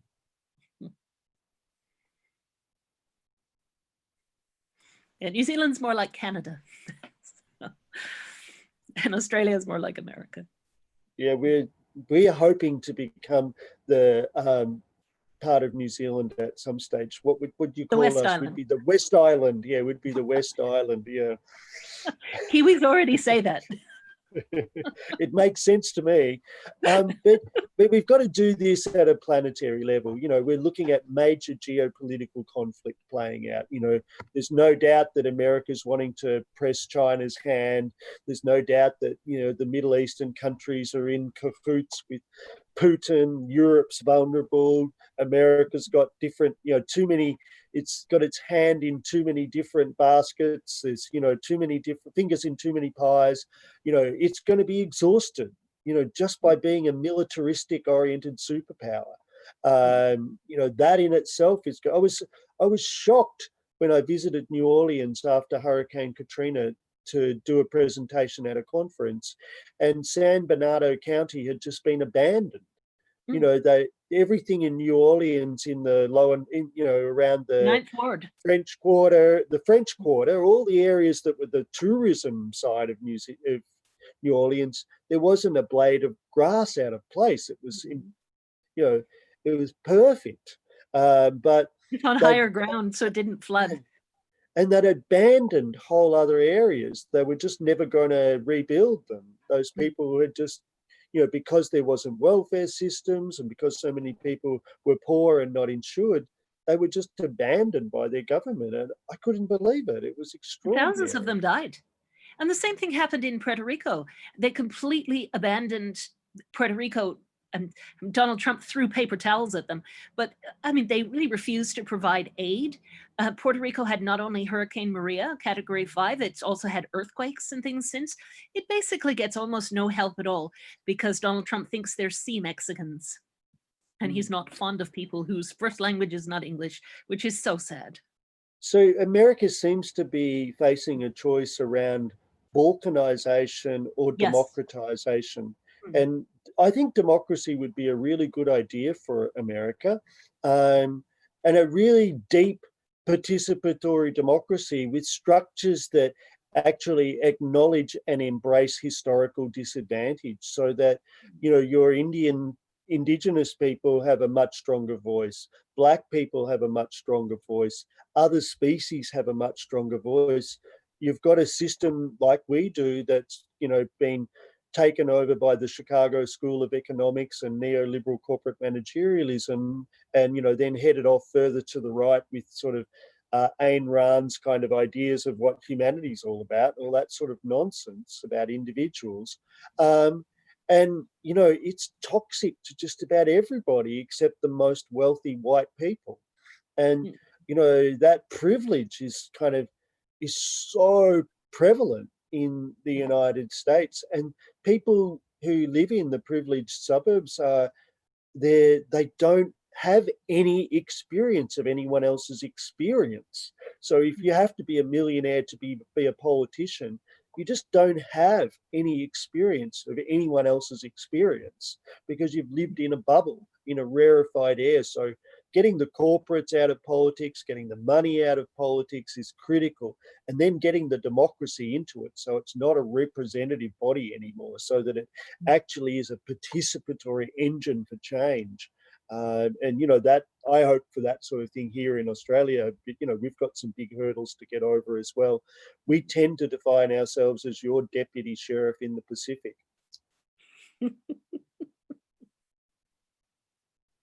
And, we're not going to close down Pine Gap anytime soon because you'll bomb us into obliteration. What's Pine Gap? Oh, it's it's a piece of America that's in Northern Australia where all the spying on Asia happens from. Oh, yeah. Okay. So I did not know about that. Learn something new every day. So yeah, we've got all these arrangements with the United States because we're allies. But in many ways, it's just making us more vulnerable as the superpower goes into decline. And it means that we're not having mature conversations with our other nations because we try to line up. One of our prime minister, one of our opposition leaders at one stage called it, we were a conga line of suckholes following America around, because we don't think independently because we've created a relationship of dependence militarily with a superpower. And but you're dependent on the other superpower as well for your economy. So this is quite interesting. And we've got ourselves between the two of them. We've boxed ourselves in at the moment. We're militarily dependent on the United States and historically, culturally as well. But we're also financially or economically dependent on China. And so, if we do America's bidding, we compromise our economy. So, it's just this dilemma that Australia faces, and it's a dilemma of an adolescent nation. So again, that idea of maturation, of succession, of looking at evolutionary dynamics, that's Australia's opportunity. We need to define who we are as an adult nation, and to do that, we need to reconcile ourselves with our First People. That's the primary job here. It's such a shame that your report on that exact topic didn't survive the fire, because I have a feeling it would have been epic. Yeah, no, that was such a shame. I was basically rearranging some photographs on the morning of the bushfire, and I had 4 computers, but unfortunately none of them survived the bushfire. So I lost a piece of work that I was doing with the Aboriginal and Torres Strait Islander peak body for corporations, for Indigenous corporations. So I was working with people from right around Australia who had set up their own economic infrastructure in their own communities, and they were managing their own economic infrastructure, often only with grade 5 education. And so we were working with them around what kind of governance and business management competencies did they see that they still needed. And essentially the competence that they identified was the ability to see in 2 worlds. And only Indigenous people could see in 2 worlds, because white fellas had never actually taken the time to see the world from the perspective of an Indigenous person or an Indigenous worldview. So the project became managing in 2 worlds, but the black fellas were very quick to point at the white fellas and say, right back at you. We want you to embrace managing in 2 worlds. We want you to learn about our culture. It shouldn't be up to us to be the only ones that have to manage in 2 worlds. You should also embrace that opportunity and accept that challenge. So yeah, they did a fantastic job articulating that. It wasn't just about benevolent paternalism, white fellas helping black fellas as superior race. It was about, you have some blind spots, white fella, and there's some really good opportunities for some deep learning should you choose to accept the invitation. Yeah, I'm sorry that never got published. Well, at least you survived. That's the main thing. And your family. And, it's a metaphor, that experience of disaster survival wherever I go in the world. What I encounter when I'm speaking with people who survived other disasters, and they're more numerous every week, is people who've had similar experiences of disempowerment and violence, structural violence, so violence that comes from and is embedded in our very structures of governance and the way we be human in white Western culture. So yeah, that's a universal. I found that everywhere I've gone, that there's this incredible goodwill and this turning to one another that happens in the aftermath of disasters. But then the violence-oriented systems where people are just passing on the pain from Commonwealth to state to local government, then that starts to kick in, and you get the wedge politics and all the dynamics that are unhelpful. And, you know, I don't think we're going to get our national governments being helpful universally anytime soon. I think that we have to embrace an element of abandonment of our parents, and we have to grow up ourselves and be agentic adults and make decisions for ourselves and not be dependent on tier upon tier parent-child dynamics where we defer to power. I think it's not a bad thing to, as Meg Wheatley and her colleague Deborah Fees in their book described, they described communities that have walked out and walked on from government funding, corporate funding, and NGO funding. They've abandoned getting any grants at all. And they've basically said, what have we got and what do we want to do? Let's do it together. And that was incredibly liberating for these communities, because government, corporates, and NGOs weren't trying to turn the work that they were trying to do themselves into something for them, into something that it wasn't, trying to co-opt it or diminish it in any way. So yeah, that Walk Out, Walk On book has 7 case studies, and they're all of them inspirational, and they're from around the world. And yeah, it's a really good collection to, this is the kind of community that COVID invites, the community that can walk out and walk on. And in terms of resilience, it's getting that most local system as regenerative and resilient as you can, and getting it connected horizontally is also potentially useful. But, you know, asking for a swing and getting a roundabout doesn't make anyone happy in their community when they go up through a vertical structure. You know, you really want to be able to have the agency, have the collective ownership of your aspirations and your challenges. And yeah, just, you know, I suppose the metaphor that we're hearing again and again, and it's so important, is that idea of not helping, but just not hindering. So, you know, get off my neck, you know, that idea of, you know, not being the knee on the neck, you know, that's that just relentless violence that's perpetuated against Black people in communities in the United States by the white police is stopping them from achieving their potential. And if we do nothing other than stop doing that which is harmful, that's really helpful. And then if we just do the deep listening, the Dodiri, which enables people to be in conversation with one another, be in relationship with one another, not judging or trying to tell each other what to do or getting stuck in solutionism, but allowing the self-organizing systems to emerge that which is right for that community at that time in its cultural context and its ecological niche, etc. That's the best we can do. That's the very best we can do, to stop interfering and allow it to emerge, to stop being hero, to stop being saving ourselves. Like, if we look at it in terms of medicine, first do no harm. Medicine, like the planetary medicine, is geophysiology. So thinking about our planet geophysiologically, thinking about our cities, which are incredibly supurative soils that are drawing all of the resources from the hinterlands from all over the planet. Thinking about them geophysiologically, you can't look and not look at the whole planet. It's a global.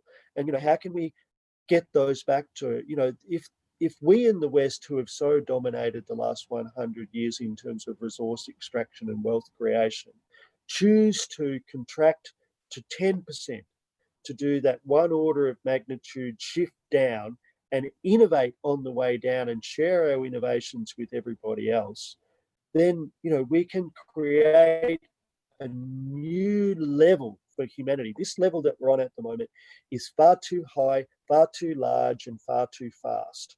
And we're just going to come the biggest cropper ever on that billy cart going downhill that fast. It's so complex. We have these structural dependencies on all these aspects of complexity. So it can't come down and contract smoothly. It's going to be discontinuous and very bumpy. Yeah. And it's going to crash. So, you know, because we're crashing, you know, we've got to learn how to adapt to a system that's crashing.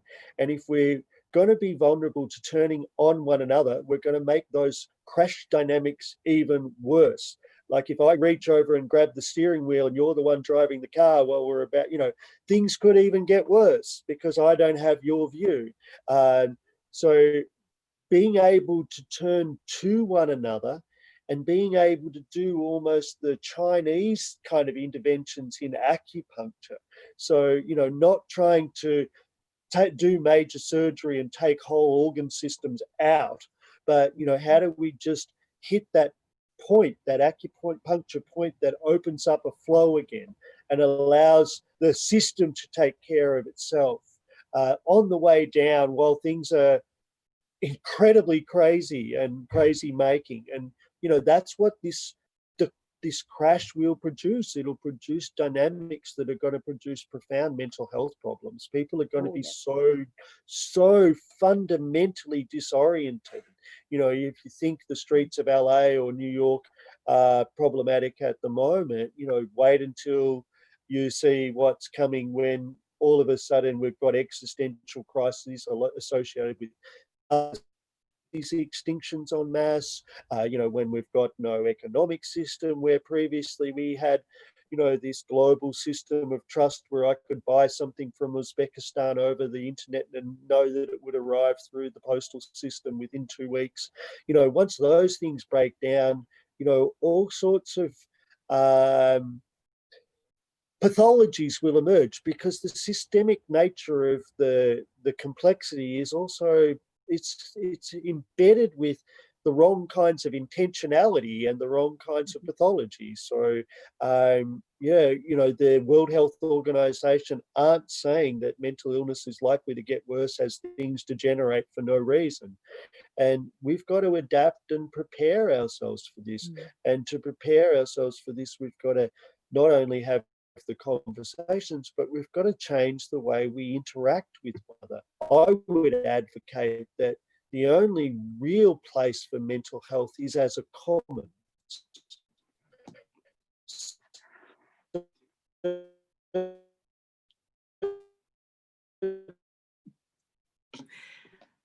I think the internet is suffering where Daryl is. Well, it's hard for me to tell because my internet connection has dropped like a dozen times. So mine's been fine actually. So we've kept going the whole time. So.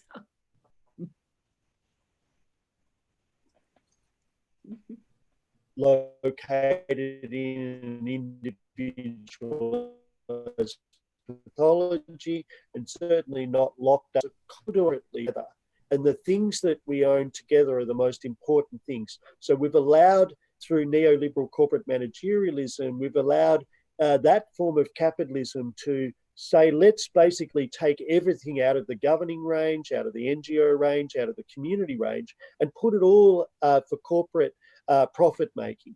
And so that's degenerated our commons. And so if we made a commons out of mental health, for example, every interaction I have with every other being is about either regenerating or degenerating the mental health commons. And if the mental health commons is a product of the quality of our relationality and our reciprocity, our solidarity, our mutuality, then that has really profound ethical implications for me and the decisions that I make each and every day.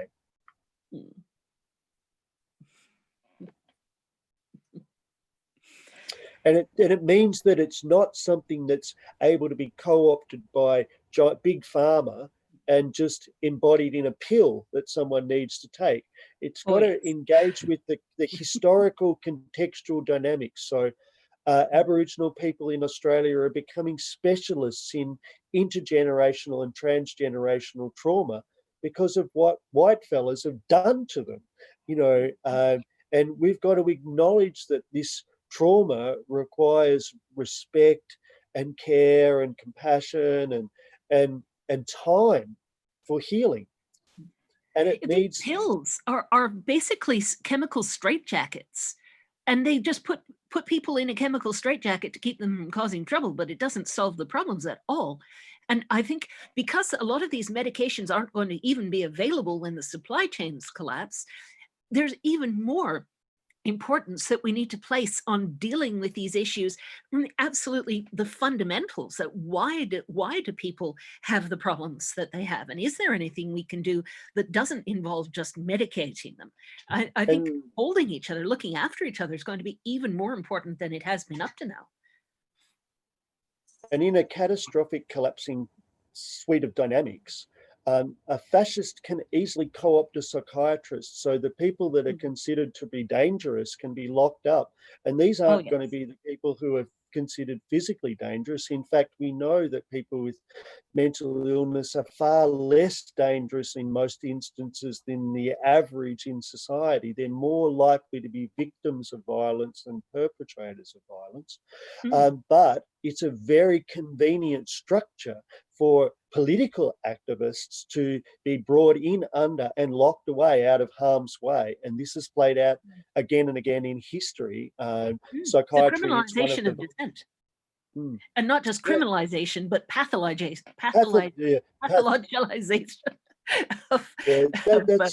You go.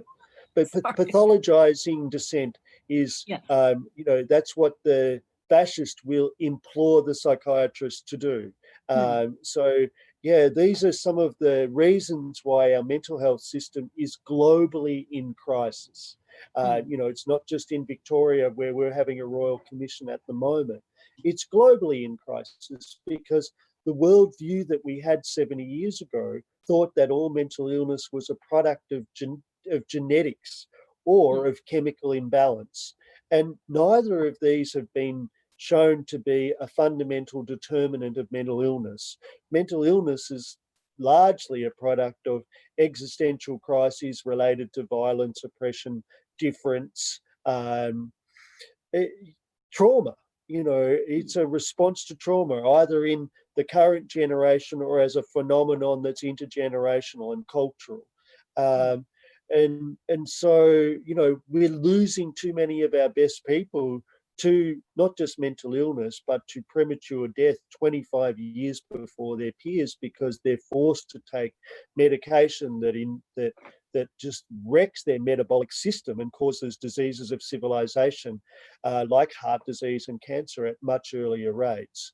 And so, you know, these people who are sensitive, and for me, intelligence is really just about any individual, no matter what species, being able to keep its sense organs open.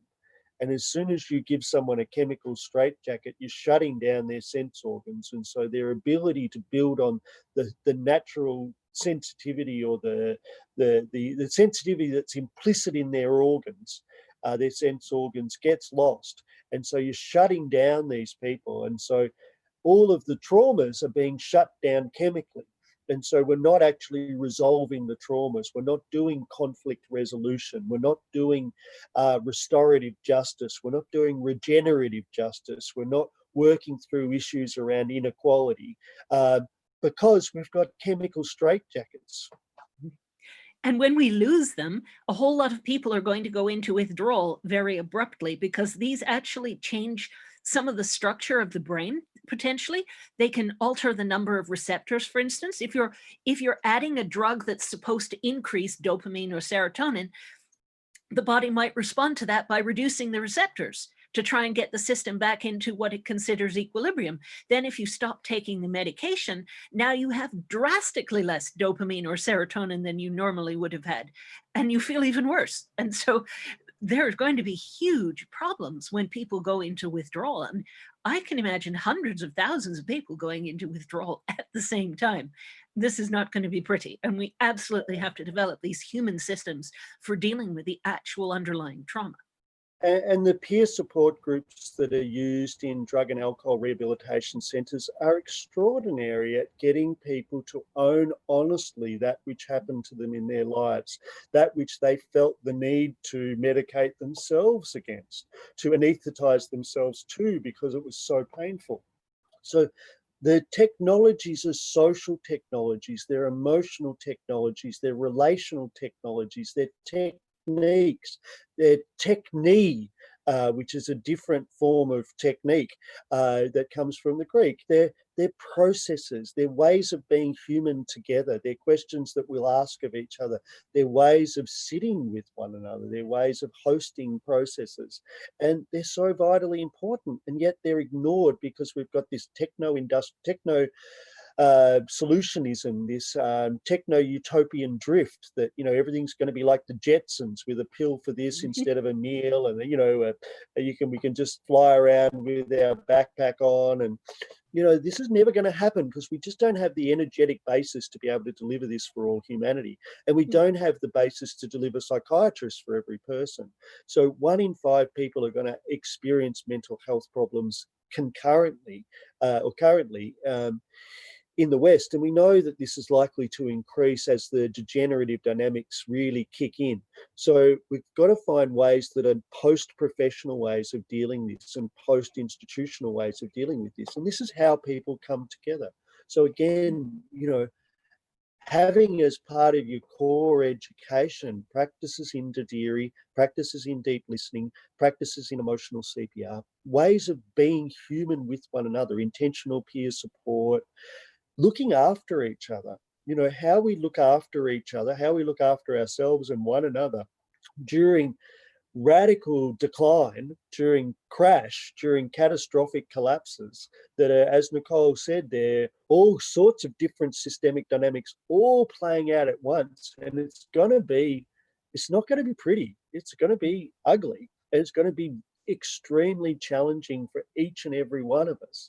And so how we turn up and how we turn to rather than on one another is going to be absolutely critical. And we need the tools to do that. We need to be able to understand how to work well with one another and bring out the best in one another and support one another, not create more pathology, because we are the ones that create the pathology. It's humans acting on humans that cause the pathology. Yeah, it's profoundly sad what people are capable of doing to each other. It really is. And I mean, when I see what's being brought out, the worst side of human nature being brought out in the States at the moment, it is just so profoundly sad that someone was elected who just gave all the people with the largest dose of the negative side of human personality, gave them permission to express it, and vocally and physically and in every way. And so the amount of racism and hate that's just exploded in the States in the last 3 years is just staggering, and it's so profoundly bad. And I don't know, like, you know, typically if you work in a team and you're going along really well and there's 10 of you and one leaves and you get a new person in and that person's a psychopath, it's really, really difficult to maintain the team dynamics, even though there's a culture of things going really well. There's 9 people who've been working really well together. You're really starting to perfect some of your relational understandings. You're building on each other's strengths. You're supporting each other's weaknesses. And then you get a psychopath in there and it throws everything out. You know, all of a sudden, you know, all this divide and conquer kind of stuff starts to manipulation, gaslighting, everything. Yeah, all of this. And so, you know, to maintain healthy cultures and healthy communities and healthy relationships is that upward process towards co-liberation. It requires effort, energy. We can't just sit in front of the computer all day and think it'll sort itself out. We've got to participate in the social every single day, in the emotional life of other human beings, in the relational life with other creatures as well. And, you know, this is why the technosphere is such a damaging distraction. Like Humberto Maturana says, he's not impressed by technology. You know, he's impressed by how humans perpetuate their species, by loving and nurturing each other for so long in families that are functional and in communities that are functional. And this is the art of being human. This is the core part of what we have to offer one another. And we're in danger of losing it all together if we allow ourselves to be distracted by technology and marketing and greed and power and all of those kind of things. You know, we need to know how to turn to respect, to loyalty, to love, to, you know, how do we nurture and continue to reweave each day the dynamics and the relationships that are important to our thriving, even when the context is going crazy, spinning, spiraling out of control. And, you know, this is going to be a massive test for each one person, but it's also a massive test for us collectively. It's how we turn to one another. You know, Samuel L. Jackson was on Democracy Now!, I think it might have been, I'm not sure, one of the American shows. And he was saying, you know, about how angry he was in the 60s and how happy he is now to see so many people on the street alongside their Black brothers and sisters. And this ability to become an ally and to really have a deep, long, hard look at whatever privilege I carry, whatever privilege you carry. It's much easier to go through a process of empowering someone who's disadvantaged than it is to disempowering someone who's privileged. Looking at your privilege and engaging with it and owning it and acknowledging it, and then looking at how it's pathological and how its roots are pathological. In America, often the most profound privilege is still, you can see the direct route to slavery. That's where the wealth was primarily accumulated. And so, you know, owning that your privilege is built on the backs of other people. And then, well, what do I do as reconciliation, as reparation? What's my contribution to justice? How do I act restoratively rather than exploitatively? How do I act regeneratively? How do I build better futures, not just for my progeny, but for everybody? Yeah, we really need to think about along those lines. I mean, people tend to I find people tend to sort of draw in a crisis sometimes. In the States, what I'm seeing is people kind of drawing into their own head. And as society breaks down, they're not thinking, they're not engaging with other people. Well, they are in the protests, but when people are in their families, they're not necessarily reaching out and engaging in the way that you would expect. I get the impression that people are sort of living in their own heads and sort of withdrawing socially in a way, not just in terms of social isolation because of the virus, but deeper than that, sort of withdrawing into their own selves and becoming more, having a sense of being self-contained and not feeling like they're part of something bigger than them. And I think this is part of the problem. And one of the things I've noticed with teaching, for instance, is you were teaching one class. Now you're teaching 30 people who each have their own individual agenda. And they don't see themselves as necessarily being part of something bigger. I mean, it varies depending on where you are, but I've definitely seen that kind of dynamic growing, and I think that is really unfortunate. And I think it also comes out of just aspirational dynamics. Like, I eat like King Henry VIII eats every day of the week, and so does every other Australian pretty much. And, you know, so we've all aspired to castles and, you know, these massive meals every day and that aspiration has, you know, it's fueled by greed, and it's about pushing, it becomes a competitive dynamic, and it's about pushing others out of the way. And we will have to use a lot more resources if we're looking at aspirations and greed aspirations tied to economic growth. But if we choose contraction, not stable state, but contraction, if we choose to creatively contract our monetary systems and our energetic systems and grow our relational systems and our cultural systems, our creativity and our innovation,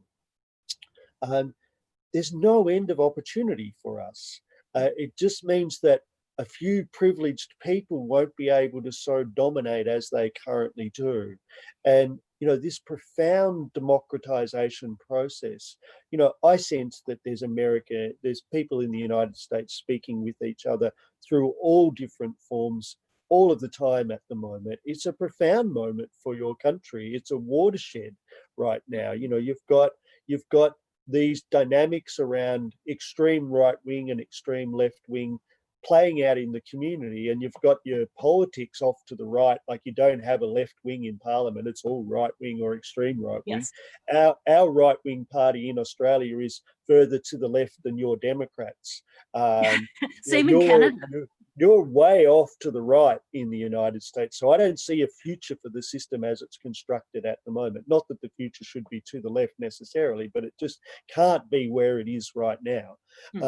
And because it's been so co-opted and corrupted, you know, it's not ever going to serve anyone. It's just going to serve those that are the ones that are pulling the strings, and those that are the most wealthy that benefit from the politics that create policies that enable extraction of resources and the harming of people.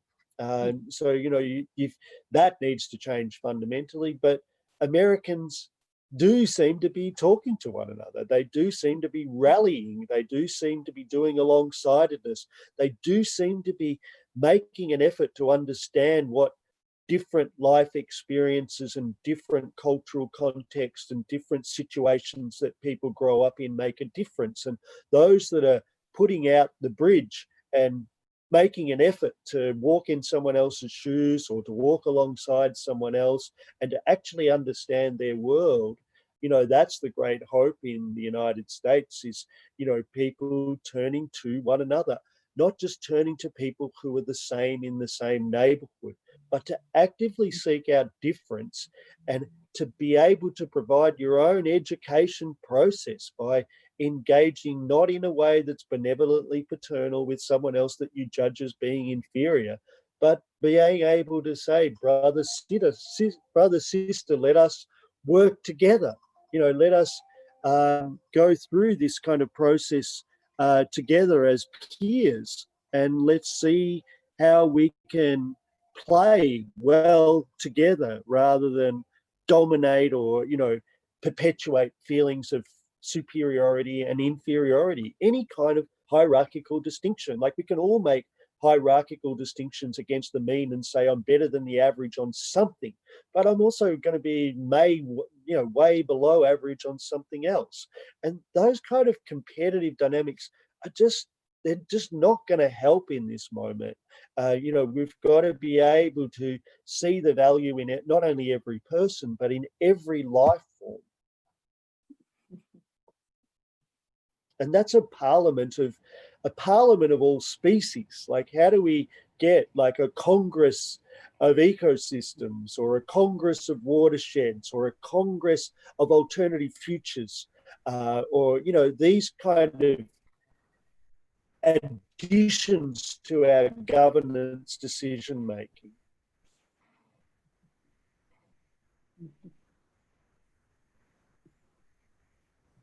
One of the things I've been wondering about is about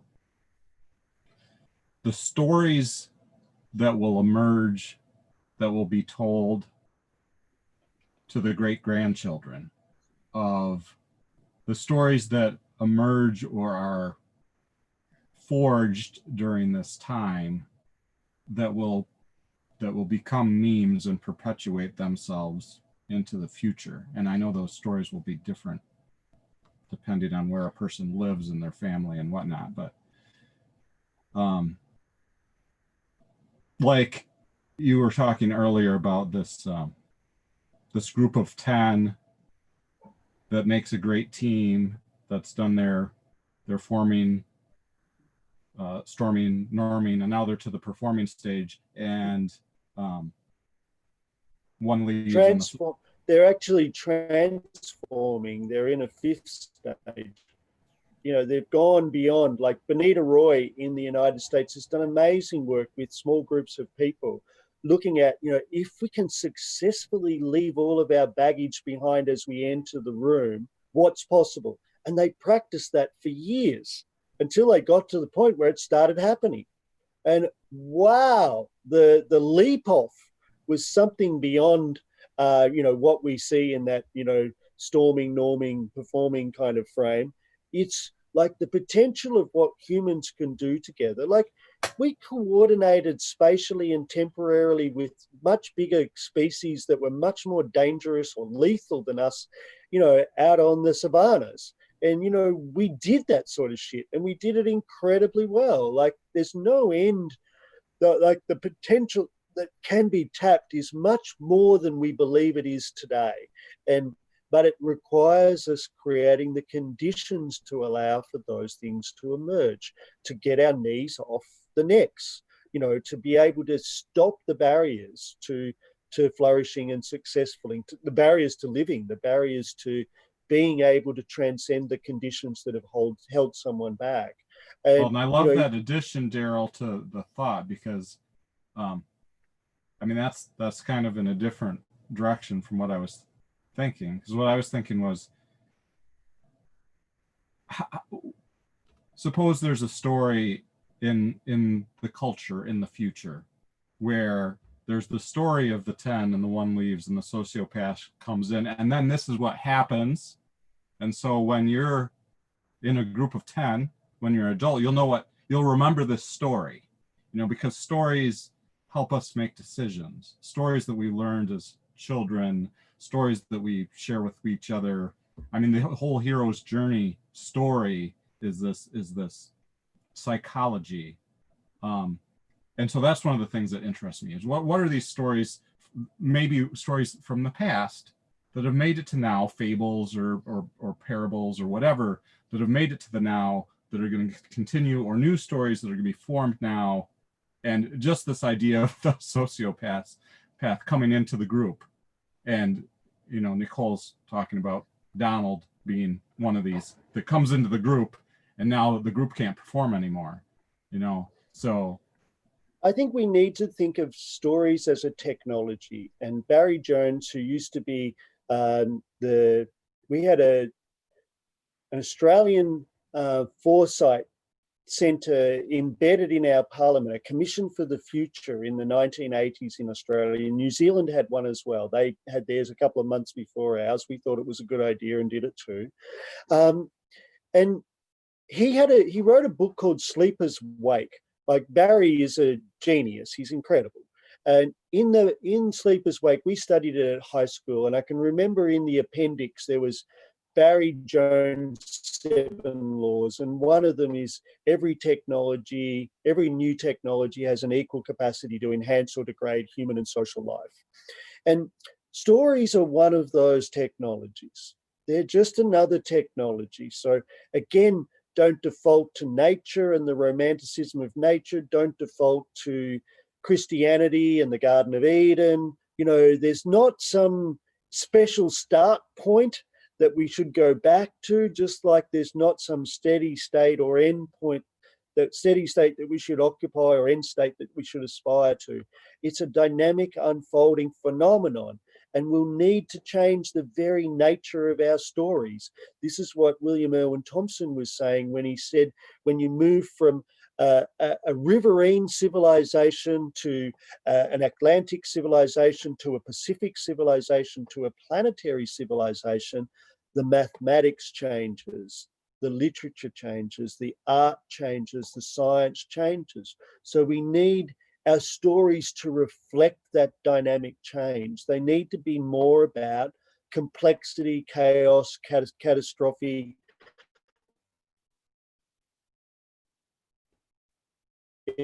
emergence, dynamics. They need to be story of a white man coming over the hill on the horse to rescue the princess. We've got to find, we've not only got to find new stories, we've got to write new stories. We've got to pioneer in this space that's about the contextuality and the relationality of the moment and the trajectories that are inherent in the dynamics, the colonizations that have already happened, the used futures that are everywhere. And we've got to be able to be critically aware enough to be able to say, that is already redundant. You're trying to snake oil sell me something that's going to be of no value whatsoever. And, we've got to call these things out. I think psychiatry is a used future, and I think we need to call that out.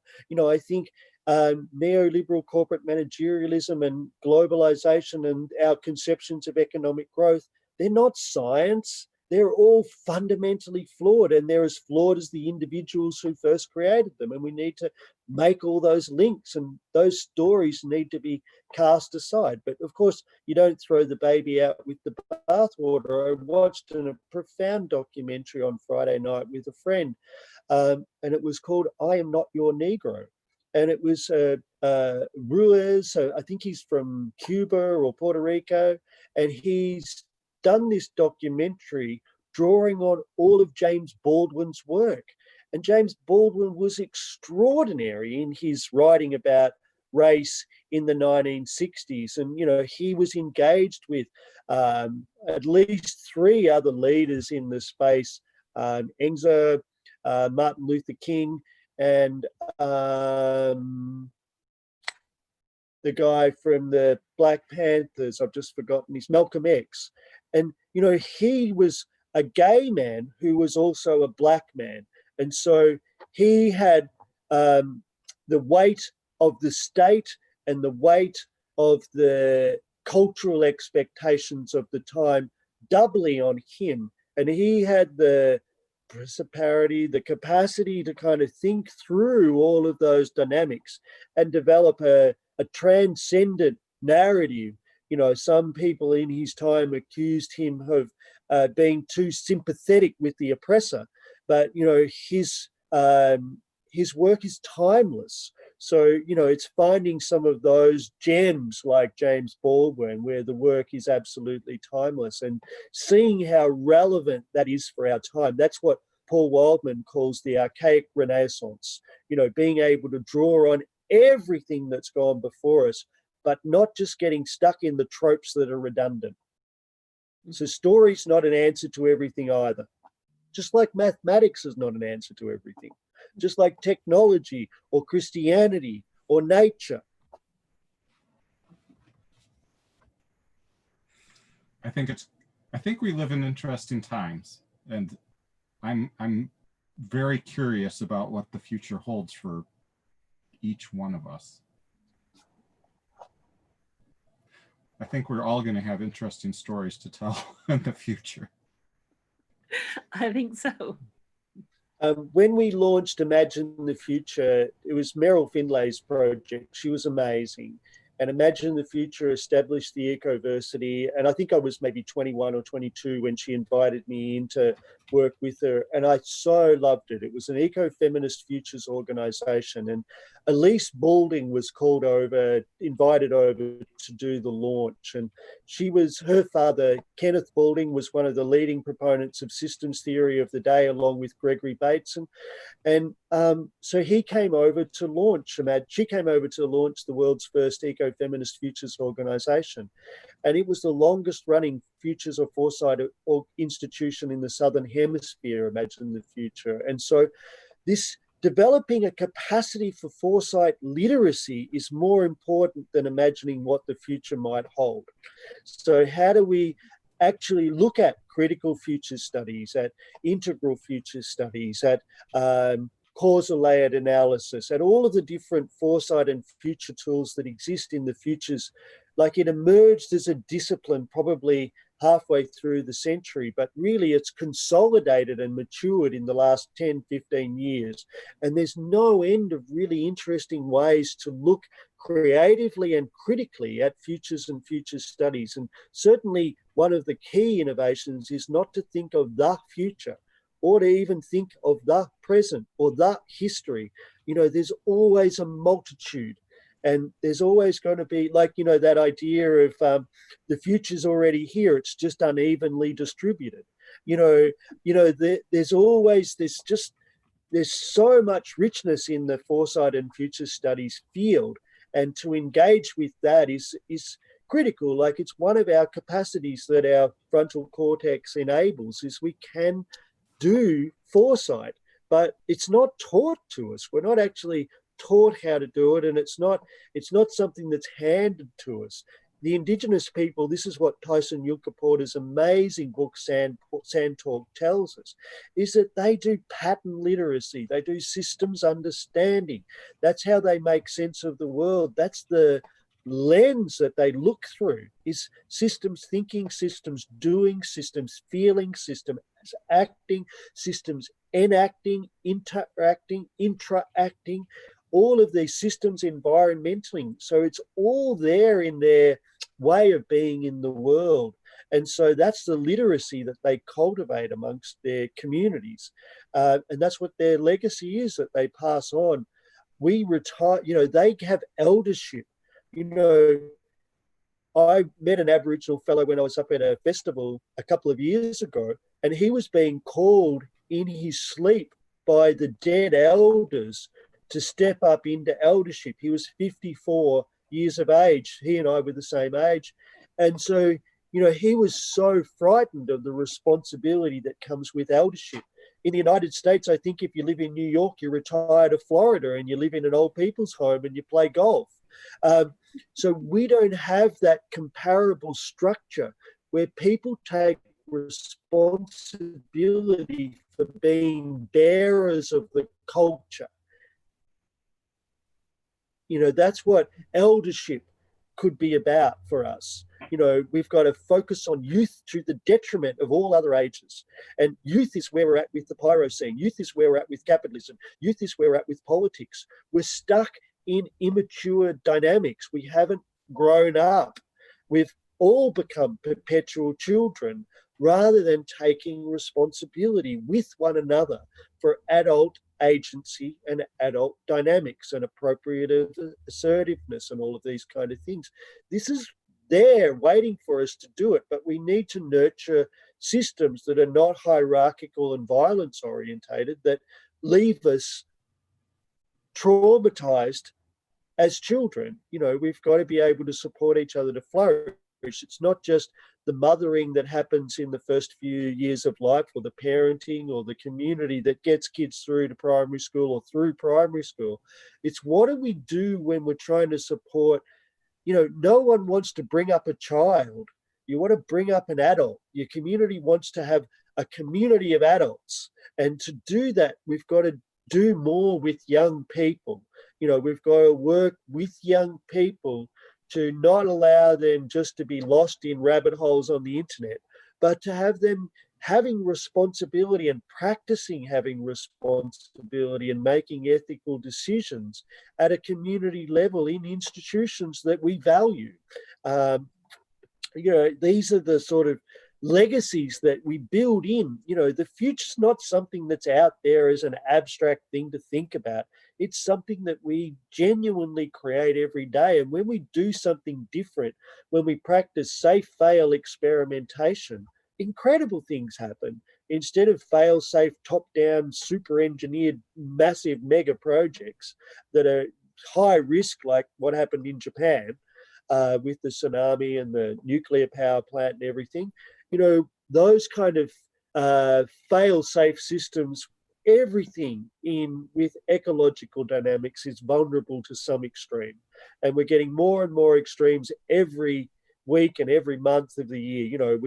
We're moving into this period of extremes. The planet being hotter is throwing out all of the physics that we understood to be kind of stable through the 1970s and whatever. So, we really need to be able to engage with these things and enable people to take the requisite responsibility. If anything is of value is going to get through the other side, we need to care for one another. We need to show compassion. We need to enable healing and learning at every opportunity. I see what you do to young black men by just, identifying them at primary school. And then, we do the same here in Australia. Anyone with a bitter spirit ends up in jail. And, that's cruel to the individuals, but it's devastating to the communities and the cultures. They're losing all the people of promise, and it's crushing the culture. So, how do we find alternatives to corporate prisons? Like in California, that's got to be a priority. The for-profit prison system is the most revolting thing. You don't have that in Australia, do you? I think that's just an... Yes, we do. Oh, you do? It's an emerging form, because the American corporations, like we've got French corporations wanting our water systems, we've got American corporations wanting to take over our education systems. They also want to take over our health systems. They want to take over our prison systems. They just want to suck profit out from whatever they can get their hands on. So, we have to that's the defensive work. We have to put up appropriate boundaries and barriers and have policies that are antithetical to corporate dominance if we want to prevent losing our best institutions. At the moment, our national broadcaster, which is our only really independent media that's viable and of scale, is vulnerable because the Institute for Public Affairs, our right-wing think tank that's sponsored by our mining companies, wants to get rid of it because it's critical of their activities. This is the play at the moment, and it requires us to stand up on multiple fronts, and we'll all get exhausted and burnt out if we do that. So we've got to be able to support each other to do it at different times so that we can recover and have sanctuary. Like, I just can't have stimulation all the time. I've got to have sanctuary as well. I've got to have peace as well as activity. And, we've got to support one another to take turns in taking responsibility. If you just give someone responsibility in perpetuity, it's a license for, power corrupting. We've got to be able to cycle these things through in a democratic way. Agreed. I should go and see who was knocking at my door.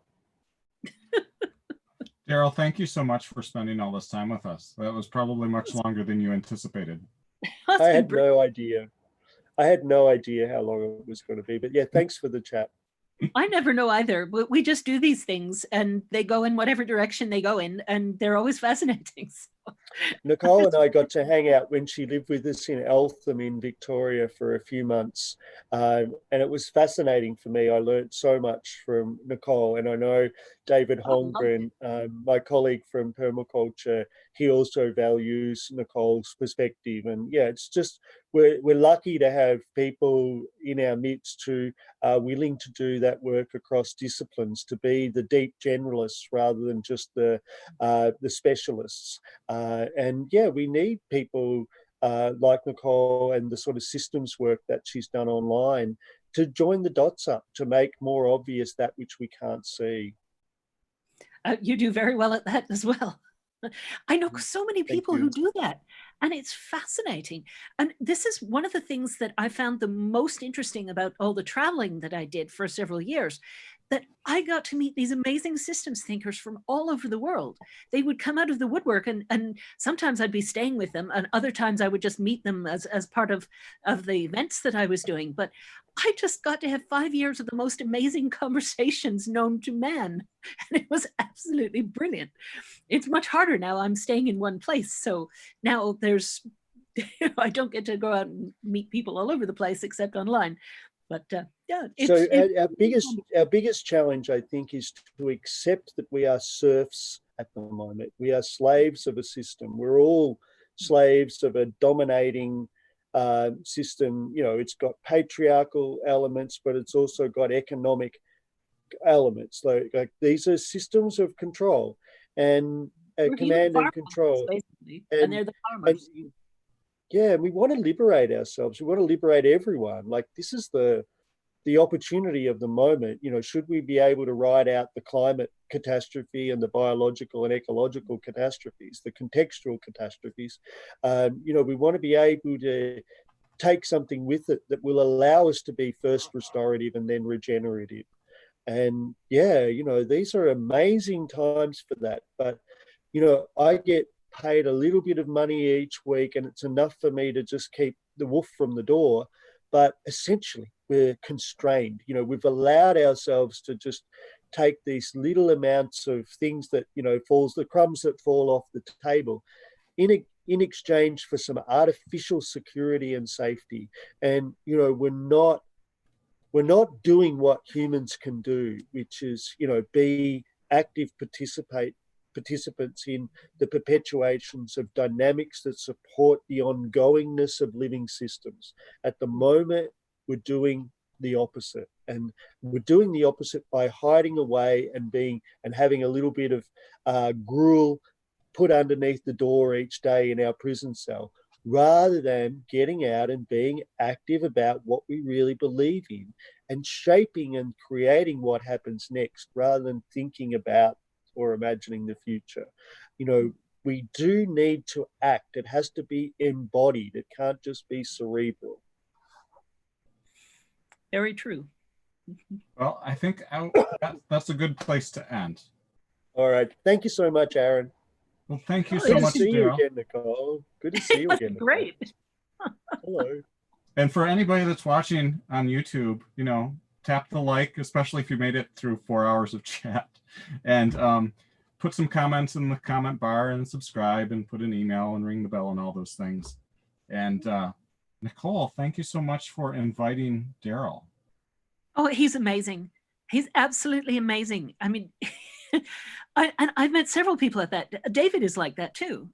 You know, David Kravitz just has this incredible breadth of knowledge, and he can integrate it just seamlessly.